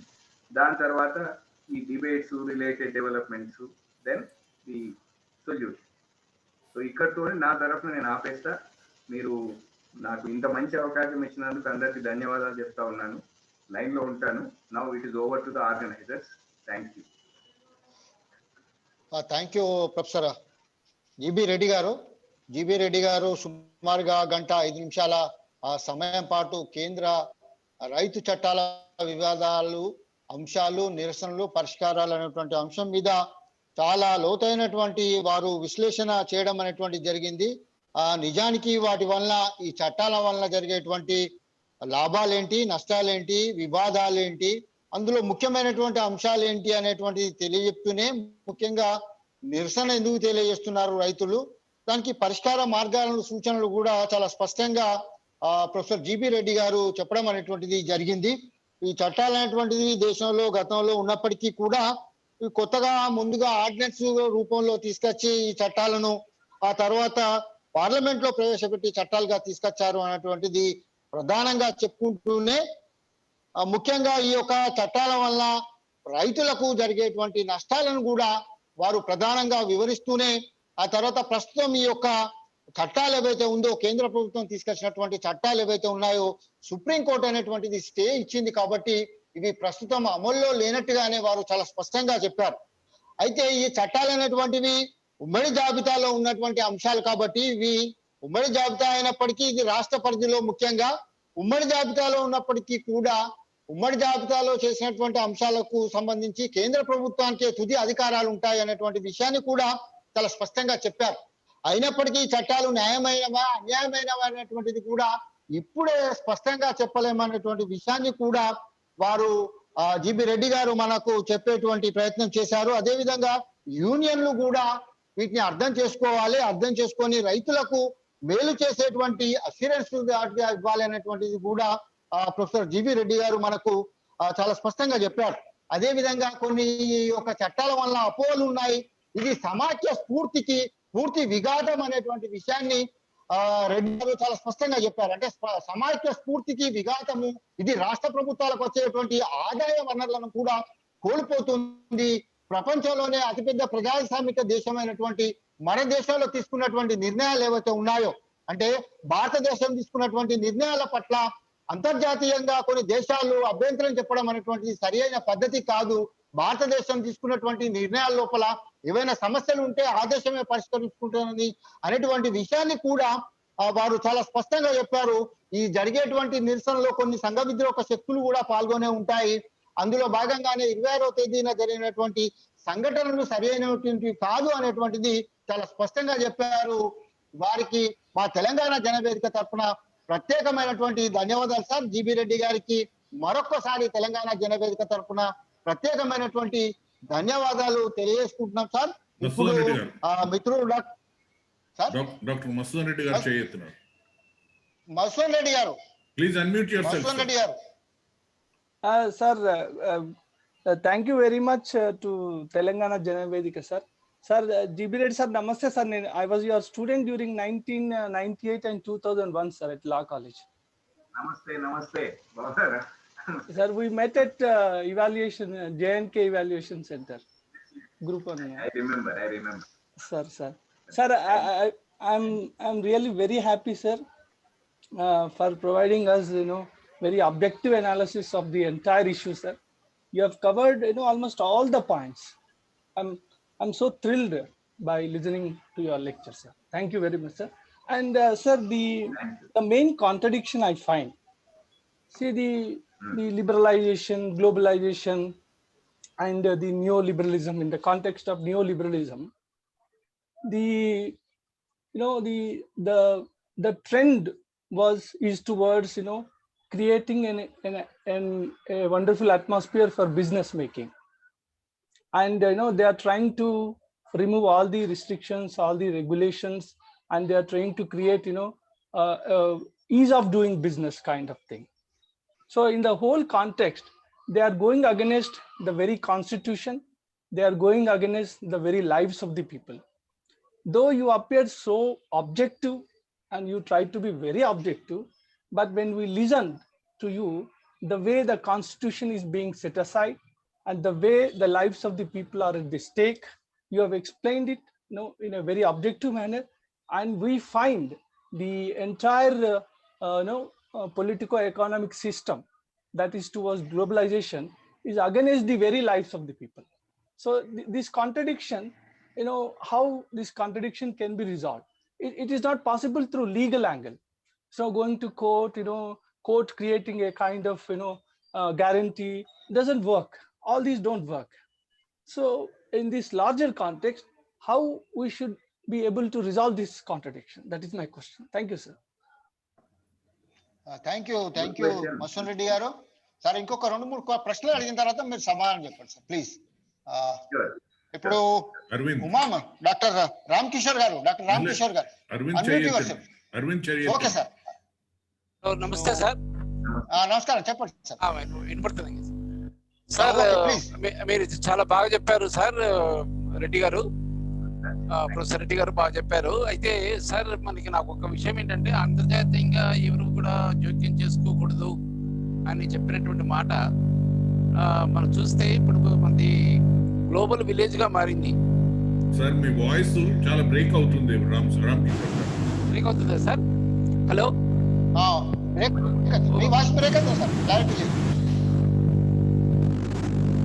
హలో చెప్పండి సార్ ప్లీజ్. ఓకే సార్, ఇప్పుడు మనది గ్లోబల్ విలేజ్ అయింది. ఈ గ్లోబల్ విలేజ్ లో సార్ మరి అంతర్జాతీయంగా ఒక దేశంలో జరిగేటువంటి పరిణామాలను మరొక దేశంలో ఉన్నటువంటి విమర్శకులు సమర్థించవచ్చు, వ్యతిరేకించవచ్చు కదా. అలాంటప్పుడు అమ్మాయి జాబ్ చేస్తుందా కూడా? హలో సార్, మైక్ సార్ వెళ్ళలేదా సార్? ఓకే సార్, మైక్ బాగాలేదు, క్లారిటీ చెప్పండి. హలో సార్ చెప్పండి సార్ ప్లీజ్. అయితే సార్ ఏమంటారు? చాట్ బాక్స్ లో పెట్టేసేయండి. He will answer the question. Okay sir. Okay, right. Thank you. Okay, thank you Ram Kishore గారు. ఇప్పుడు అరవింద్ గారిని మాట్లాడవలసింది. అరవింద్ గారు. Thank you sir. నాకు ఒక 2 క్వశ్చన్స్ ఉన్నాయి సార్. నమస్కారం. సో మీరు ఇంతకు ముందు అన్నట్టు మనకు, అంటే నేను స్టార్టింగ్ నుండి లేను సార్ సభలో, మధ్యలో జాయిన్ అయ్యాను. బట్ మీరు లాస్ట్ లో ఒకటి అన్నారు, అంతర్జాతీయంగా మన మోడీ గారు సాక్షాత్ ప్రధానమంత్రి అంతర్జాతీయ ఇష్యూస్ పైన చాలా సందర్భాల్లో ట్విట్టర్ లో ట్వీట్ చేశారు. సో ప్రపంచంలో ఎక్కడ ఏమైనా కూడా స్పందించడం ఒక మానవ హక్కు. రేహానా గారు స్పందన పైన మీ అభిప్రాయం ఏమైనంటే, అంతర్గత విషయాల్లో వాళ్ళు ఎంటర్ అవుతున్నారు అని అన్నారు. సో ఇప్పుడు దేశానికి మన అంతర్గత విషయాల్లో లేకుంటే మన సావరెంటీ పైన వచ్చిన నష్టం ఏంది? అదే విధంగా అంతర్జాతీయ స్థాయిలో కూడా వాళ్ళు కూడా మరి మా సావరెంటీ పైన మాకు ఇబ్బంది కలుగుతుంది అని వాళ్ళు కూడా అనుకుంటారు కదా సార్. ఇప్పుడు అమెరికా పైన స్పందించినారు, లేకుంటే మనకు చైనా హాంకాంగ్ ఇష్యూల పైన స్పందించిండ్రు మన రాజకీయ నాయకులు. ఇట్లా అనేక ఇష్యూల పైన, అంతర్జాతీయ ఇష్యూల పైన స్పందించింది సార్. అది ఒకటి. ఇప్పుడు ఈ సుప్రీంకోర్టు, రెండో క్వశ్చన్ ఏమంటే సార్, సుప్రీంకోర్టు ఏమన్నది, మీరు 18 నెలలు స్టే ఇచ్చిండ్రు అని అంటారు. సరే, ఇట్లా మనకు సుప్రీంకోర్టు స్టే ఇచ్చినది, కానీ సుప్రీంకోర్టు మనకు సుప్రీంకోర్టు కాబట్టి మనం నమ్మాలి అంటున్నారు. మరి మనకు విజయ్ మాల్యా గారు ఉన్నారు. విజయ్ మాల్యా గారు 9,000 కోట్ల రూపాయలతోని ఎగబెట్టి పోయినారు. అతని పైన ఆర్డర్స్ ఉండే, కోర్ట్ ఆర్డర్స్ ఉన్నాయో లేవో నాకు కరెక్ట్ తెలియదు సార్, కానీ వేరే గవర్నమెంట్ ఆర్డర్స్ ఇతను పోవద్దు అని ఉండే. అతను తప్పించుకొని పోయినాడు. అది ఇప్పుడు విదేశాంగ మంత్రిత్వ శాఖను లేకుంటే అక్కడ సంబంధిత అధికారులు అతను పోయేటప్పుడు కూడా చూస్తూ ఉన్నారు. ఇప్పుడు మన కోర్టు అతన్ని తీసుకొని కూడా రాలేకపోతుంది. ఇలాంటి సందర్భాలలో ఇప్పుడు రైతులకు వ్యతిరేకంగా ఈ సుప్రీంకోర్టు పని చేయలేదు అనుకోండి, అప్పుడు మనము ఏం చేయాలి 18 నెలల తర్వాత? అదొక క్వశ్చన్ సార్. ఇంకొకటి, రైతుల చట్టం చేసేటప్పుడు వాళ్ళు పార్లమెంట్ లో సుదీర్ఘంగా చర్చ పెట్టినారా? కరోనా సమయంలో అంటే ఏదో తూతూ మంత్రం లాగా ఈ బిల్లును ప్రవేశపెట్టి ఇప్పుడు రాష్ట్ర పరిధి, కేంద్ర పరిధి అన్నిటికి వచ్చినప్పుడు అందరితోని చర్చలు పెట్టి, అరే మీకు లాభమైంది మేము చేస్తాము, ఇంత మంచిగా చేస్తాము, ఒక మంచి ఒక చెడు అనేది వాళ్ళు డిస్కస్ చేయకుండా ఎట్లా చేసినారు. ఒకవేళ మంచిగా చేద్దాం అనే ఉద్దేశం ఉంటే వాళ్ళు డిస్కస్ చేయాల్సి ఉండే కదా సార్. మంచి నీకు 100 రూపాయలు ఇస్తున్నా ఫ్రీగా నీకు ఇట్లా అంటే ఎవరైనా ప్రజలు ఒప్పుకుంటారు, రైతులు ఒప్పుకుంటారు. కానీ వాళ్ళు ఎందుకు ఈ విధంగా చర్చ పెట్టి చేయలేదు సార్? ఈ 3 ప్రశ్నలు sir. Thank you sir. Praveen Sagar. Thank you Arvind, thank you sir. ఇంకొక 2-3 క్వశ్చన్ సార్. ఇప్పుడు ప్రవీణ్ సాగర్ గారిని Praveen Sagar. Good evening sir. రామన్నకు ముఖ్యంగా ఈరోజు గెస్ట్ గా వచ్చిన జీవి రెడ్డి సార్ కి. సార్ బాగున్నారా సార్? సార్ని నేను ఈ విధంగా సెషన్ లో చాలా రోజుల తర్వాత ఎప్పుడు సార్ దగ్గర ఆపానంది ఈ పని వెళ్తుంటాం లాపరంగా. కాకపోతే ఈసారి సార్ సెషన్ వినే అదృష్టం కలిగింది. ఈ అవకాశాన్ని కల్పించిన రామన్నకు, తర్వాత అధ్యక్షుల వారికి, మిగతా హైదరాబాద్ జనవేదిక సభ్యులు మనోజ్ రెడ్డి గారికి అందరికీ ధన్యవాదాలు. సార్ నా క్వశ్చన్ ఏంటంటే, మీరు మామూలుగా ఏ సెషన్ చెప్పినా అరటిపండు ఒలిచి నోట్లో పెట్టినంత సింపుల్ గా ఉంటది. బట్ స్టిల్ ఒక కపుల్ ఆఫ్ క్వశ్చన్స్ ఉన్నాయి సార్. ఈ కొత్త రైతు చట్టాల్లో ఇప్పుడు ఫారిన్ ట్రేడ్ పాలసీ ఏ విధంగా ఉండబోతుంది? అంటే కొన్ని ట్రీటీస్, ఇంటర్నేషనల్ కంట్రీస్ తోటి మనకు ట్రీటీస్ ఉంటాయి కదా, ఆ ట్రీటీస్ ఇంపాక్ట్ అంటే ఈ ఫారిన్ డైరెక్ట్ ఇన్వెస్ట్మెంట్ లో ఏమన్నా వచ్చి ప్రజలకు కానీ రైతులకు కానీ డైరెక్ట్ ఇంపాక్ట్ ఉండే అవకాశం ఏమైనా ఉందా? ఇంకోటి వచ్చేసి మీరు చెప్పినట్టు పార్లమెంట్ లో ఈ విషయాన్ని చర్చించలేదు, అది వాస్తవం సార్. సేమ్ టైం యాక్చువల్ గా ఇప్పుడు ఈ డెమోక్రసీలో parliament is ultimate, second supreme court అనుకోవచ్చు. సుప్రీంకోర్టు ఏదైనా గైడ్ లైన్స్ కానీ డైరెక్షన్స్ ఇచ్చే పరిస్థితిలో మీకున్న అనుభవంతో ఈ సెంట్రల్ గవర్నమెంట్ ఉందనుకుంటున్నారా మీరు? This is my question sir. Thank you. Thank you. Professor Sudhakar గారు సార్. ప్రొఫెసర్ సుధాకర్ గారు. Very good morning to all. Good evening to all. Dr. Reddy, this is Dr. Sudhakar, and Dr. Reddy, my best friend and colleague in Usmania University. We had several occasions, and Dr. Reddy is a very prominent legal books writer and good contributory in legal research. But a very learned person. But what I could observe today is that he has chosen a kind of via media so that I believe not to become a controversial in this issue, because we have been discussing on this forum several times on the issues relating to the farmers' rights and all that, and several stakeholders have been involving in it, and they have been contributing their thinking and all that as to what are the pros and cons. And normally the net result is that the farm laws which have been enacted recently are prejudicial to the interest of the larger farmers. That is what they feel, and basically leave all those things. But it was not properly discussed in the parliament. Well, one of my friends who was a member of the parliament told that by the time they were trying to reach their seats, the vice president and chairman has declared that the bill has been passed. How undemocratic would it be when there was no discussion, appropriate discussion, and without convincing the people who are actually going to involve in it? The way of passing itself is something disturbing. And my friend Reddy was, I don't know how trying to think this oral assurance on MSP and deferring this the implementation of this enactment for 18 months with that of a stubble burning. This stubble burning, of course, is a very burning issue and having a lot of adverse environmental impact on which for several decades the discussion is going on. I go a little bit on the assurance of MSP. Today, people are not, majority of the people are not prepared to trust and repose confidence on the union government that assurance will be actually taken care of, assurance will be honored, that is assured. So, non-honoring of assurance is assured. And so far as the other postponement, when the government is coming up for postponement of implementation for 18 months, peculiarly the agitating parties are asking, why not you postpone up to 24? We will accept for this. What that means? That means you will be definitely dethroning in the next elections. So therefore, during your term, it's an insult. What I feel is that on part of the union government that you have enacted because of your so-called, I am sorry to use the word brute majority. You have enacted the law, but whereas you are prepared to withdraw your law for another 18 months to come.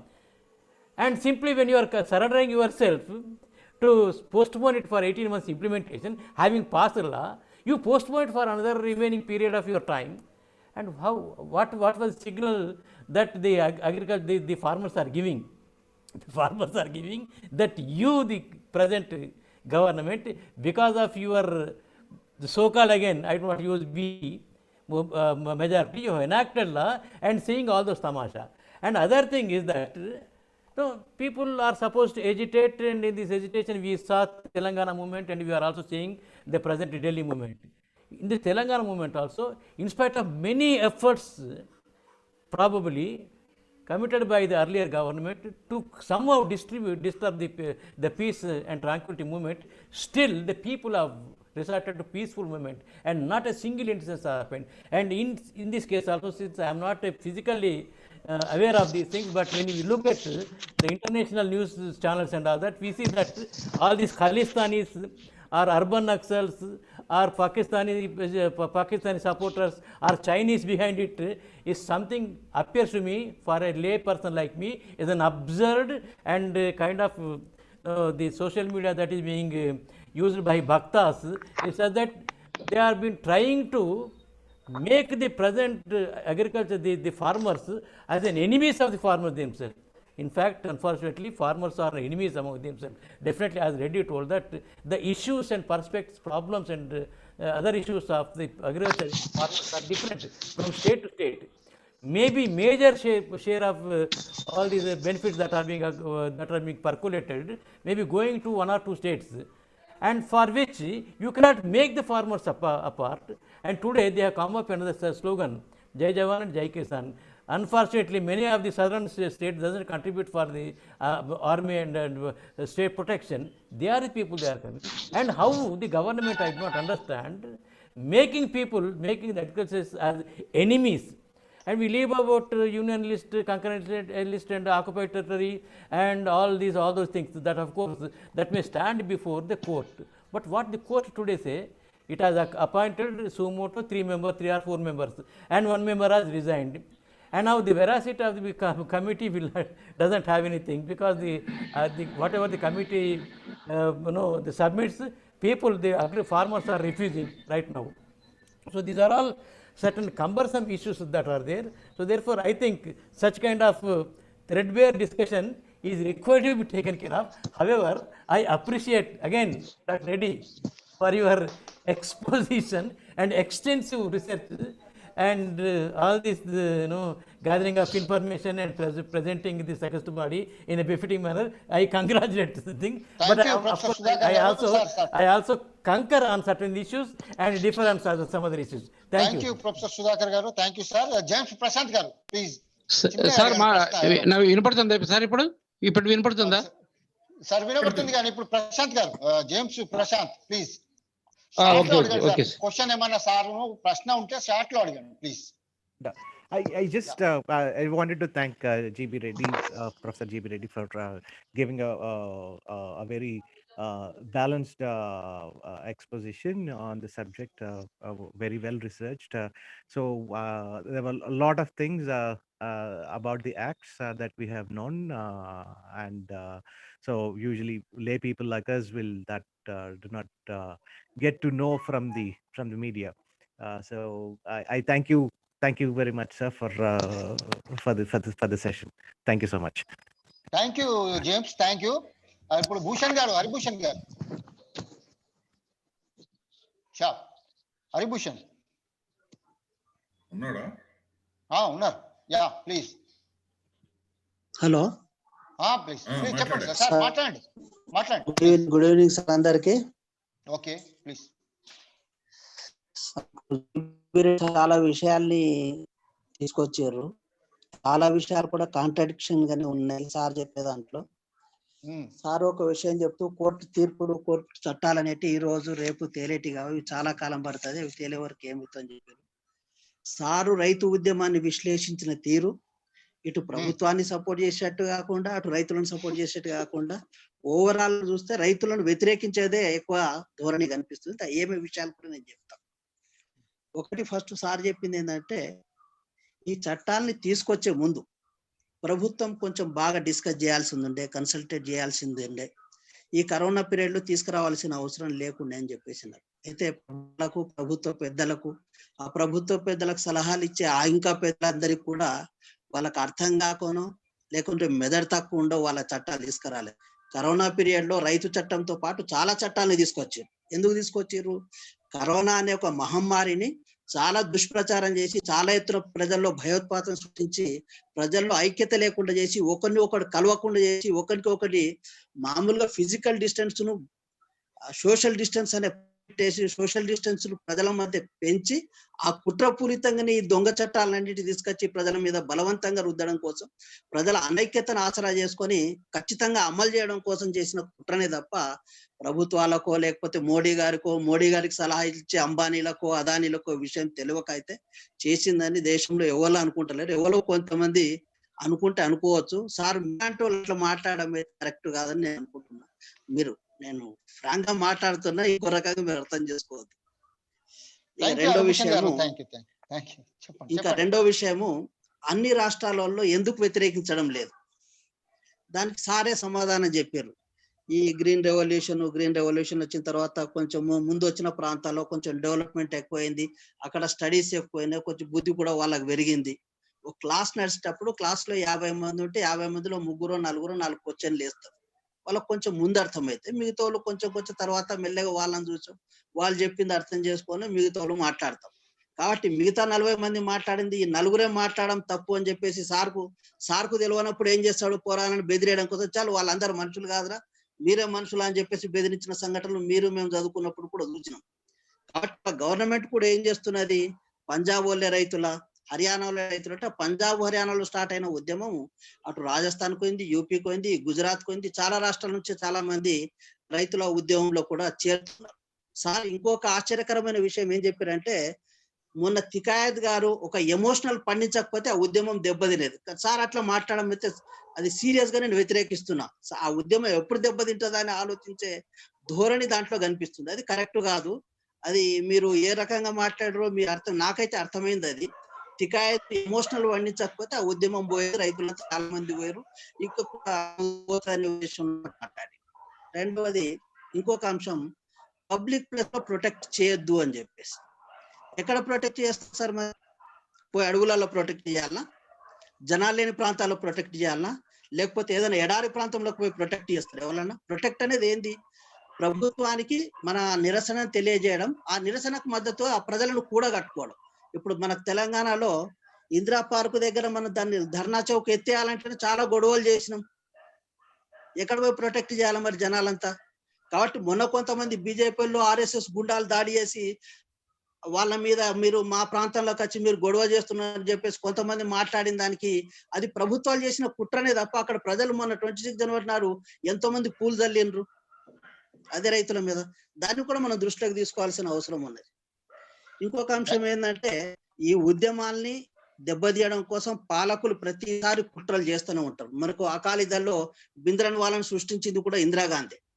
ఎందుకు అకాలీదళ్ను నాశనం చేసి అక్కడ కాంగ్రెస్ ను బలోపేతం చేసుకోవడం కోసం మనం పని చేసి బలోపేతం చేసుకోవాలని దాన్ని వదిలేసి కుట్రలవన్నీ కుతంత్రాలవన్నీ ఆ ఉద్యమాన్ని దెబ్బతీయాలని చెప్పేసి ఎక్కడైతే పాలకులు ఈ దుర్మార్గాలకు పాల్పడతారో అక్కడ ఉల్టా వాళ్ళు దెబ్బతిన్న సంఘటనలు ఇప్పుడు 26 జనవరి రోజు కూడా జరిగింది కూడా అదే. ప్రపంచవ్యాప్తంగా అభాస్పాలు కావడానికి కారకులు ఎవరు?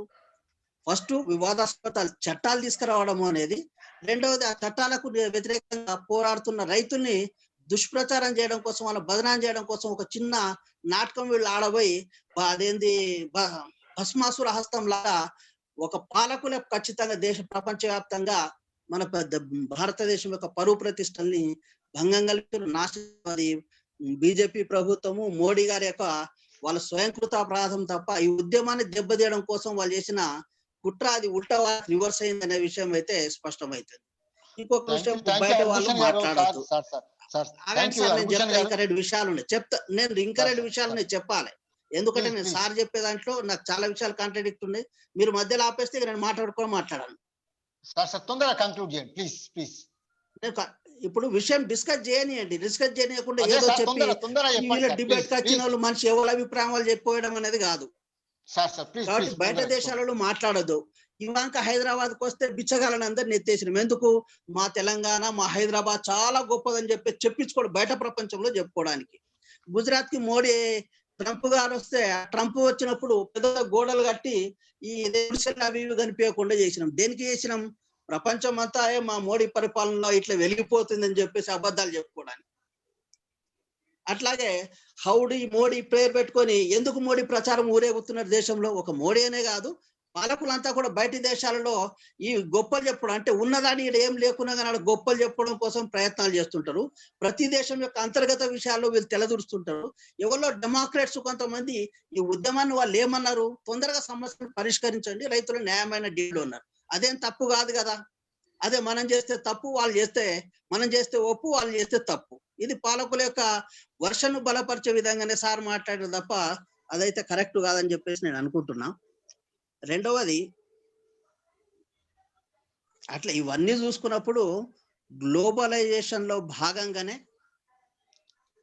ఎవరైతే వాళ్ళ గవర్నమెంట్ మెజార్టీతో గెలుపు పొందిందే, సరే ఆ మెజార్టీ ఎట్లాంటి మెజార్టీ అయినా కూడా ఈ బలం ఉంది కాబట్టి, ఈ బలం ఉన్నప్పుడే ఇక్కడ వాళ్ళ గ్లోబలైజేషన్, IMF, వరల్డ్ బ్యాంక్ అనుకూల చట్టాలను తీసుకొచ్చి ఇక్కడ అంతా దేశంలో కూడా ఈ పెట్టుబడిదారు చేతుల్లో దేశాలు పెట్టాలని, దేశంలో ఉన్న ప్రజలను, ప్రజల సంపదను, ప్రజల మాన ప్రాణాలను పెట్టాలనే కుట్రలో భాగమే ఇదంతా జరుగుతుంది.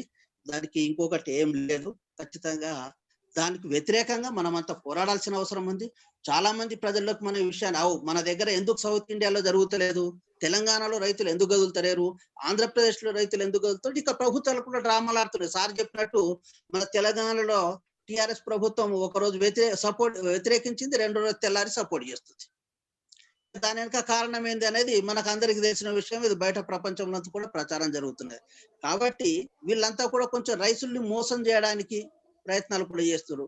కాబట్టి మనకు నిజాయితీ ఉంటే, మనకు రైతుల విషయం మీద స్పష్టమైన అవగాహన లేకపోతే అవగాహన కల్పించుకుందాం. ఈ అవగాహనని ప్రచారంలోకి తీసుకుపోవడం ద్వారా, రైతులు చైతన్యవంతులు తీసుకోవడం ద్వారా, ఆ ఢిల్లీలో ఒక 3 నెలలు, దాదాపు 3 నెలల నుంచి పోరాడుతూ అందరినీ వదిలేసి పెట్టాడున్న రైతులకు మద్దతుగా మనం కూడా రైతులను కూడా కొట్టి ముందుకు తీసుకుపోవడం అనేది మన భారతదేశంలో ఉన్న ప్రతి పౌరుని యొక్క గురుతరమైన బాధ్యత అవుతుంది. ఆ వైపుగా మన కార్యాచరణ తీసుకుంటే బాగుంటది. ముగిస్తున్నా సార్. మరో థ్యాంక్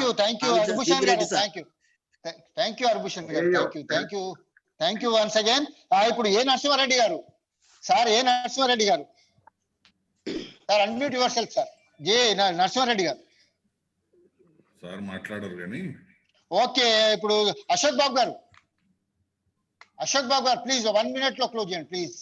అశోక్ బాబు గారు, sir, I put it in the chat box. Thank you. Okay, thank you Ashok Babu గారు, థ్యాంక్ యూ. ఇప్పుడు ఉమామేశ్వర రెడ్డి గారు, ప్లీజ్. రామకిషోర్ ఏదో మాట్లాడుతానే కదా, ఉమామేశ్వర రెడ్డి గారు ప్లీజ్. ఉమామేశ్వర రెడ్డి గారు సార్. నమస్తే sir. Sir please. Umameshwara Reddy sir. నమస్తే సార్. ప్లీజ్ చెప్పండి సార్. రామన్న గారికి నమస్తే, సభాధ్యక్షులు గారికి నమస్తే సార్. జీబీ రెడ్డి గారి సార్కి నమస్కారం సార్. సార్ మీరు చెప్పింది చాలా మంచిగా అనిపించింది సార్. లెక్చర్ మొత్తం చాలా మంచిగా ఉన్నది సార్. చాలా thanks sir. Thank you Umameshwara Reddy గారు, థ్యాంక్ యూ. ఇప్పుడు డాక్టర్ రామకిషోర్ గారు ప్లీజ్ సార్, తొందరగా కంక్లూడ్ చేయండి. రామకిషోర్ గారు. సార్ నమస్కారం సార్. అయితే మనం గ్లోబలైజేషన్ ఎరాలో ఉన్నాము కాబట్టి ప్రపంచం ఒక చిన్న గ్రామంగా మారినప్పుడు ఇతర దేశస్తులు కూడా మన ప్రజాస్వామ్యంలో ఎట్లా పనిచేస్తుంది అనే దాని మీద కామెంట్ చేస్తారు. రైతులు చేసేటువంటి ఒక ప్రజాస్వామిక ఉద్యమానికి మరి సపోర్ట్గా కొంతమంది మాట్లాడారు. ప్రభుత్వం కొంతమంది క్రీడాకారులని, సినిమా యాక్టర్లకి కొంత స్పాన్సర్ చేసి ఒకే రకమైనటువంటి డ్రాఫ్ట్ ఇచ్చి కేవలం వాళ్ళ సంతకాలు తీసుకొని మనకి సోషల్ మీడియాలో పెట్టడం అనేది జరుగుతున్నది. ఇది పూర్తిగా ప్రజాస్వామికం. ఇకపోతే రైతులు ఎవరికైతే ఈ చట్టాలు చేసినారో ఆ రైతు సంఘాలతో కానీ రైతులతో కానీ చర్చించకుండా ఈ చట్టాలు చేయటం అనేది అప్రజాస్వామికం. పార్లమెంట్లో కనీసం చర్చ పెట్టలేదు. పార్లమెంట్ అనేది చర్చ కోసమే ఉన్నది. చర్చ లేకుండా ఏ బిల్లు కూడా పెట్టకూడదు. కాబట్టి చర్చ లేకుండా ఏకస్వామ్యంగా చట్టాలు పెట్టడం అనేది చాలా తప్పు. అది పూర్తి ప్రజాస్వామ్యయుతమైనది కాదు. కాకపోతే ఇప్పుడు ఈ కరోనా టైంలో ప్రజలంతా కూడా ఏకం కాకుండా ఉన్నటువంటి సమయంలో, రైతులు ఏకం కాకుండా ఉన్నటువంటి సమయంలో ఇలాంటి దుర్మార్గ చట్టాలు తీసుకురావటం అనేది బీజేపీ ప్రభుత్వం చేస్తున్నది. అది తప్పైనటువంటి విషయాన్ని దాన్ని ఖచ్చితంగా ఖండించి తీరాల్సిందే. ఇంకొక విషయం ఏంటంటే, నిజంగా కరోనా అంత ప్రమాదకరంగా ఉంటే ఇప్పుడు ఆ రైతుల ఉద్యమాలు కొన్ని లక్షల మంది అక్కడ కూర్చొని ఉద్యమం చేస్తుంటే ఎవరికి కూడా కరోనా రాలే, ఎవరికి కూడా మాస్కులు లేవు, చూడండి సోషల్ డిస్టెన్స్ లేదు. మరి ఇది కరోనా మీద కూడా ప్రభుత్వం ఒక అపోహ కల్పించిందనే అనిపిస్తుంది ఇప్పుడు దాన్ని బట్టి చూస్తుంటే. ఇకపోతే ఏ రైతుల కోసం అయితే ఈ చట్టాలు చేస్తున్నారో ఆ రైతులే మాకు అవసరం లేదు ఈ చట్టాలని అన్నప్పుడు ఒక ప్రజాస్వామ్య ప్రభుత్వం దాన్ని తలవొగ్గి చేయాలి తప్ప ఒక ఇద్దరు ముగ్గురు కోసం అని చెప్పి అసలు ఎందుకోసం ఈ చట్టాలు పెడుతున్నాం అనే విషయాన్ని సరిగ్గా క్లారిటీ చేయకుండా ఇద్దరు ముగ్గురు కోసం ప్రయోజనాల కోసం ఇట్లాంటి చట్టం చేయటం అనేది అది అప్రజాస్వామికంగా దీని దుర్మార్గమైనటువంటి చట్టంగా మనం భావించాల్సి ఉంటుందని నా యొక్క భావన. Thank you sir. Thank you doctor Ram Kishore గారు. ఇప్పుడు మనోజ్ రెడ్డి గారు. అందరికీ నమస్కారం అండి. ముందుగా మా గురువు గారు పెద్దలు పురుషోత్తమరావు గారికి నమస్కారాలు తెలుపుకుంటూ, really thank you G V Reddy గారు. మీరు you gave your valuable time sir today for conducting a beautiful meeting of Telangana Janavedika. Sir అయితే ఇప్పుడు రైతులు once long ago we used to study and we all used to study that farmer is the backbone of the country అని చదువుకున్నామండి. మరి మనం 4 గోడల మధ్యలో ఉండే మనం బ్లాంకెట్లు రగ్గులు కప్పుకుంటే మనం పడుకుంటాం. అట్లాంటిది అంత చలిల వాళ్ళు పెద్ద పెద్ద వృద్ధులు రైతులు వాళ్ళు పొద్దున వాళ్ళ మీద వాటరింగ్ చేసి కూల్ వాటర్ కొట్టి అట్లా చేస్తే కూడా వెనుకకు తగ్గుతలేరు అని అంటే, అట్లాంటి కరోనా టైంలో మొత్తం ప్రపంచం మొత్తం అతలాకుతలమై లాక్డౌన్ పెట్టి మొత్తం పరిస్థితి అంతా చేదాటిపోయిన సమయంలో కూడా ఇండియా సస్టైన్ చేయగలిగింది అంటే కేవలం మన ఫుడ్ సెక్యూరిటీ స్ట్రాంగ్ ఉంది కాబట్టే సార్. కాబట్టి నేను అనుకున్నది ఏంటంటే దీని వెనుక పెద్ద దుష్టశక్తులు ఉన్నాయి సార్. ఈ బిల్లు వెనుక గుజరాతీ బిగ్ హెడ్స్ వెనుక, పర్టికులర్ స్టేట్ నేను అనడం కాదు కానీ, but universities almost railways gone to corporates, almost big institutions in India almost for selling అని పెడుతుండ్రు. ఇక ఆల్మోస్ట్ ఇక ఫార్మర్స్ ఏదైతే కంట్రీ గట్టిగా ఉండే ఇన్ని రోజుల నుంచి అన్నపూర్ణ అని మనం అనుకుంటుంటేమో మన దేశాన్ని, అట్లాంటి అన్నపూర్ణను కూడా ఇప్పుడు కార్పొరేట్స్ చేతిలో పెడితే ఇది మన భావితరాలకు రేపు ఫ్యూచరు ఎంత ఇబ్బందిలో పడతాం ఏంది అనేది ఆలోచించకుండా, సరే ఇక మాకు పూర్తి మెజారిటీ ఉంది కదా అని చెప్పి మేము ఇక ఏది పడితే అది చేస్తాము, టోటల్ గా లోకల్ పార్టీస్ లేకుండా చేస్తాము, బతకనీయము అంటే నాకు మిస్యూజ్ ఆఫ్ డెమోక్రసీ అనేది క్లియర్ గా కనిపిస్తుంది సార్. మరి అట్లాంటి సిచ్యువేషన్ లా మరి మీలాంటి ఇంటెలెక్చువల్స్ కూడా కొన్ని సూచనలు చేసి మీరు because silence is the man of wisdom man, silence is not good for the nation అన్నట్టు మీరు కూడా కొంచెం రివర్స్ అయ్యి మాట్లాడాలి సార్, తప్పదు అని భావిస్తూ చూస్తున్నాం సార్. నమస్కారం. థ్యాంక్ యూ మనోజ్ రెడ్డి గారు. Thank you once again sir. Professor GB Reddy గారు. ఒక్క నిమిషం. As a convener, will you allow me to speak for 2 minutes? Yeah, please sir, please. Okay. ఇవాళ ప్రొఫెసర్ గారు మీరు చాలా ఎక్సలెంట్ గా మాట్లాడినారు. కాకపోతే కొన్ని ఇష్యూస్ ఇక్కడ ఏంటి అంటే నేషనలిజము పేట్రియాటిజం అనే ఇష్యూ వచ్చింది కాబట్టి I want to stress on a point. When we go through the newspapers, almost about 400 former civil servants have appealed to the government to repeal these laws. Above all that, Admiral Ramdas, naval chief unde, he has written an emotional letter to the President of India stating that you don't have to play with the psyche of the people, because in North India, particularly Haryana, Punjab and Uttar Pradesh, every family has a soldier in their families. So ఈ పరిస్థితిలో మీరు నేషనలిజానికి వ్యతిరేకంగా కానీ ఇవాళ పేట్రియాటిజంకి వ్యతిరేకంగా కానీ దీన్ని మాట్లాడొద్దు అని వారు ఆ రోజు అన్నారు. మీరు ఇమీడియట్లీ ఇంటర్వ్యూన్ అయ్యి ఫామ్ లాస్ ను మొదలు రిపీల్ చేయమని they have appeal to the president of India. ఈ కాంటెక్స్ట్ లో ఇప్పుడు సరే, when we're talking about the rights of other citizens. When we go into the freedom movement, yes, that was a common cause for all the people. మొత్తం దేశమంతా ఒకటి చేసి మహాత్మా గాంధీ ఆ రోజు స్వతంత్ర ఉద్యమాన్ని ఒక స్ఫూర్తిగా తీసుకొచ్చి దేశాన్ని ఇన్వాల్వ్ చేశాడు. మరి ఈరోజు దాదాపు 56% మంది అగ్రికల్చర్ మీద ఆధారపడి, మిగతా 44% అర్బన్ ఇండియాలో ఉన్న ప్రజలకు వాళ్ళు తిండి కానీ ఏది కానీ చేస్తున్నారు. ఆ పరిస్థితుల్లో మరి ఇలా గవర్నమెంట్స్ ఎవరి మాట అయినకుండా మేము చెప్పిందే right, this is what we want to do, we intend to do this అని వాళ్ళు మాట్లాడుతున్న తరుణంలో మరి వాళ్ళకు ప్రజలు, ఇలా దేశ ప్రజలు 56% మంది ప్రజలకు సపోర్ట్ చేయవలసిన అవసరం ఉన్నదని నా personal, this is my personal observation అని నేను ఈ వేదికను దాదాపు 8 సంవత్సరాలు 359 వారాలుగా, ఇది 360 వారం నడుపుతున్నాము. దీన్ని ఇంత నిబద్ధతతో నడుపుతున్నప్పుడు ప్రజల యొక్క కష్టాలను కూడా ఈ వేదిక గమనిస్తుంది అని మీకు ఒక విన్నపం, స్మాల్ విన్నపం చేస్తున్నాను sir. It is an a small observation. It is not against your talk or anything. You really have spoken very well.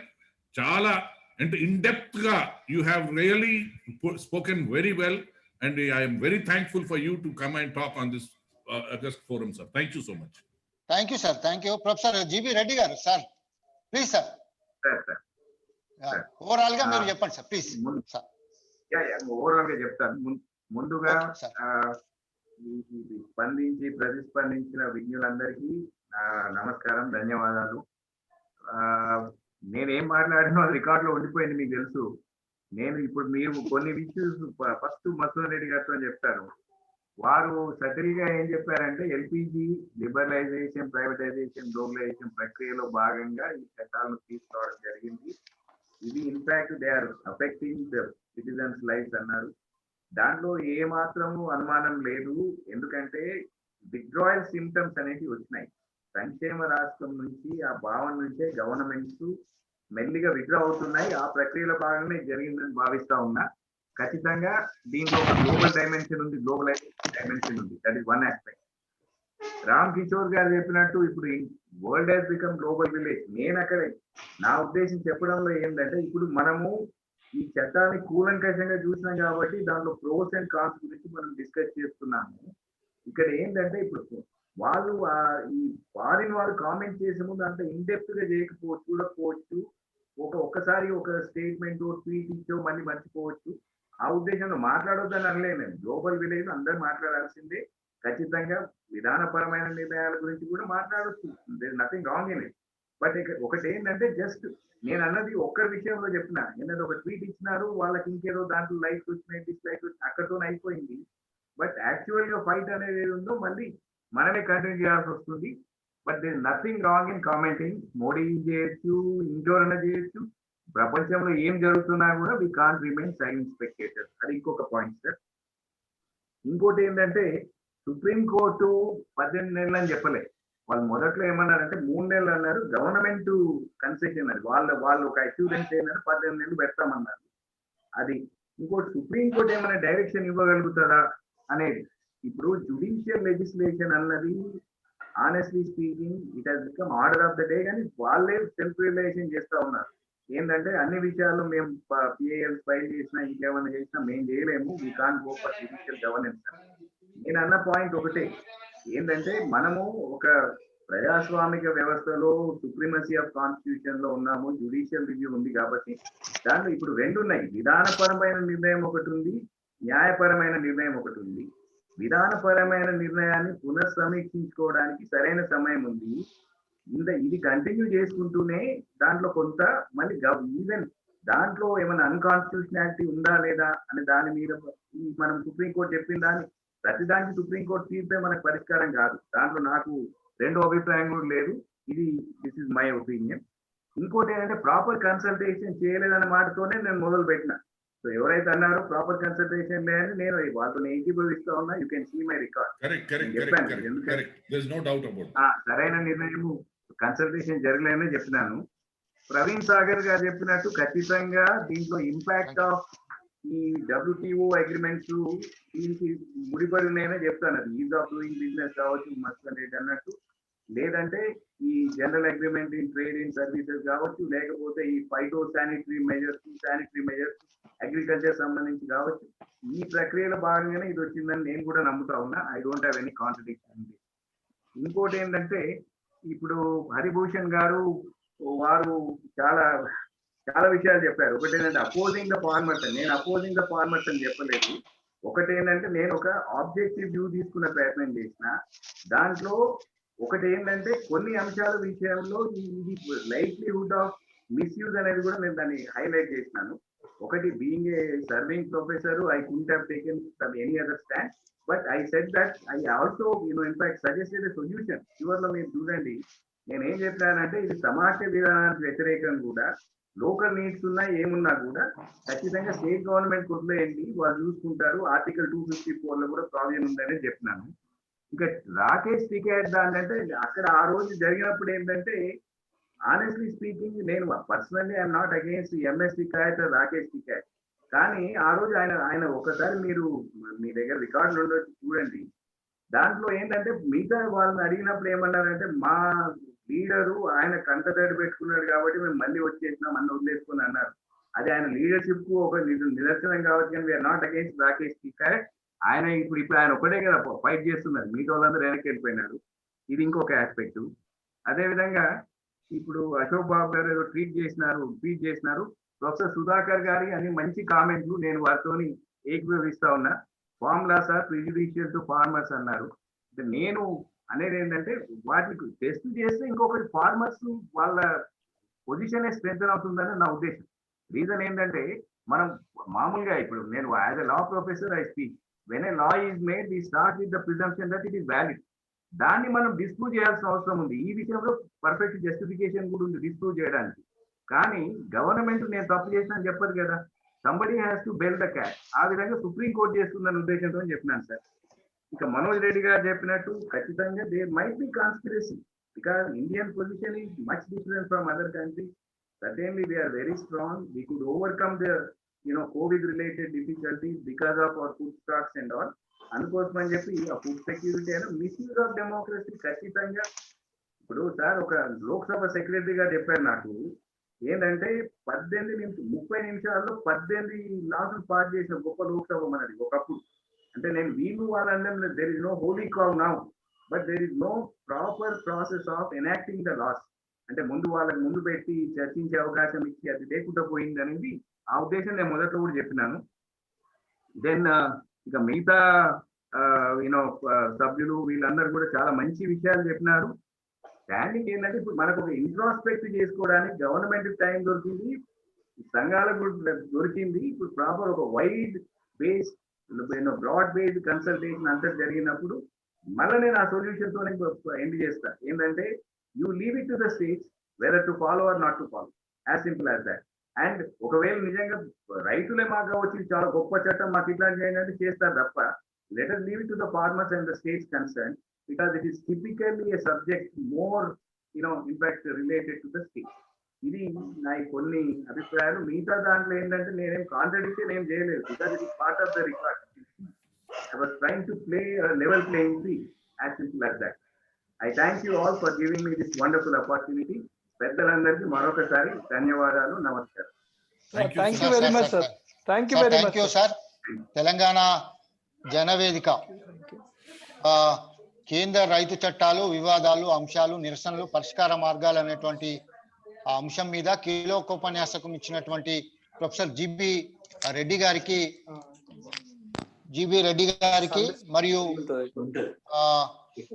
ఈ కార్యక్రమంలో పాల్గొన్నటువంటి ప్రతి ఒక్కరికి పేరు పేరున మధుసూదన్ రెడ్డి గారికి, రామ్ కిషోర్ గారికి, ఉమామేశ్వర రెడ్డి గారికి, అరవింద్ గారికి, హరిభూషణ్ గారికి, ప్రవీణ్ సాగర్ గారికి, ప్రొఫెసర్ సుధాకర్ గారికి, అశోక్ బాబు గారికి, జేమ్స్ ప్రశాంత్ నరసింహారెడ్డి గారికి, మనోజ్ రెడ్డి గారికి మరియు ఇతర మిత్రులందరికీ ఈ కార్యక్రమంలో పాల్గొన్న వారికి ప్రతి ఒక్కరికి పేరు పేరున ధన్యవాదాలు తెలియజేసుకుంటూ ఈనాటి ఈ కార్యక్రమం ఇంతటితో ముగుస్తుంది. వచ్చే వారము మరొక టాపిక్ తోని మళ్ళీ కలుసుకుంటామని తెలియజేస్తూ సెలవు తీసుకుంటాం. అందరికీ మరొకసారి నమస్కారాలు తెలియజేసుకుంటూ, ధన్యవాదాలు తెలియజేసుకుంటూ సెలవు తీసుకున్నాం. అందరికీ నమస్కారం.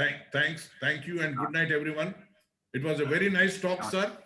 You have come out with Thank you, sir. solutions. I'm very thankful for you, sir. We'll meet up sometime, sir. Thank you, sir. Thank you. Thank you.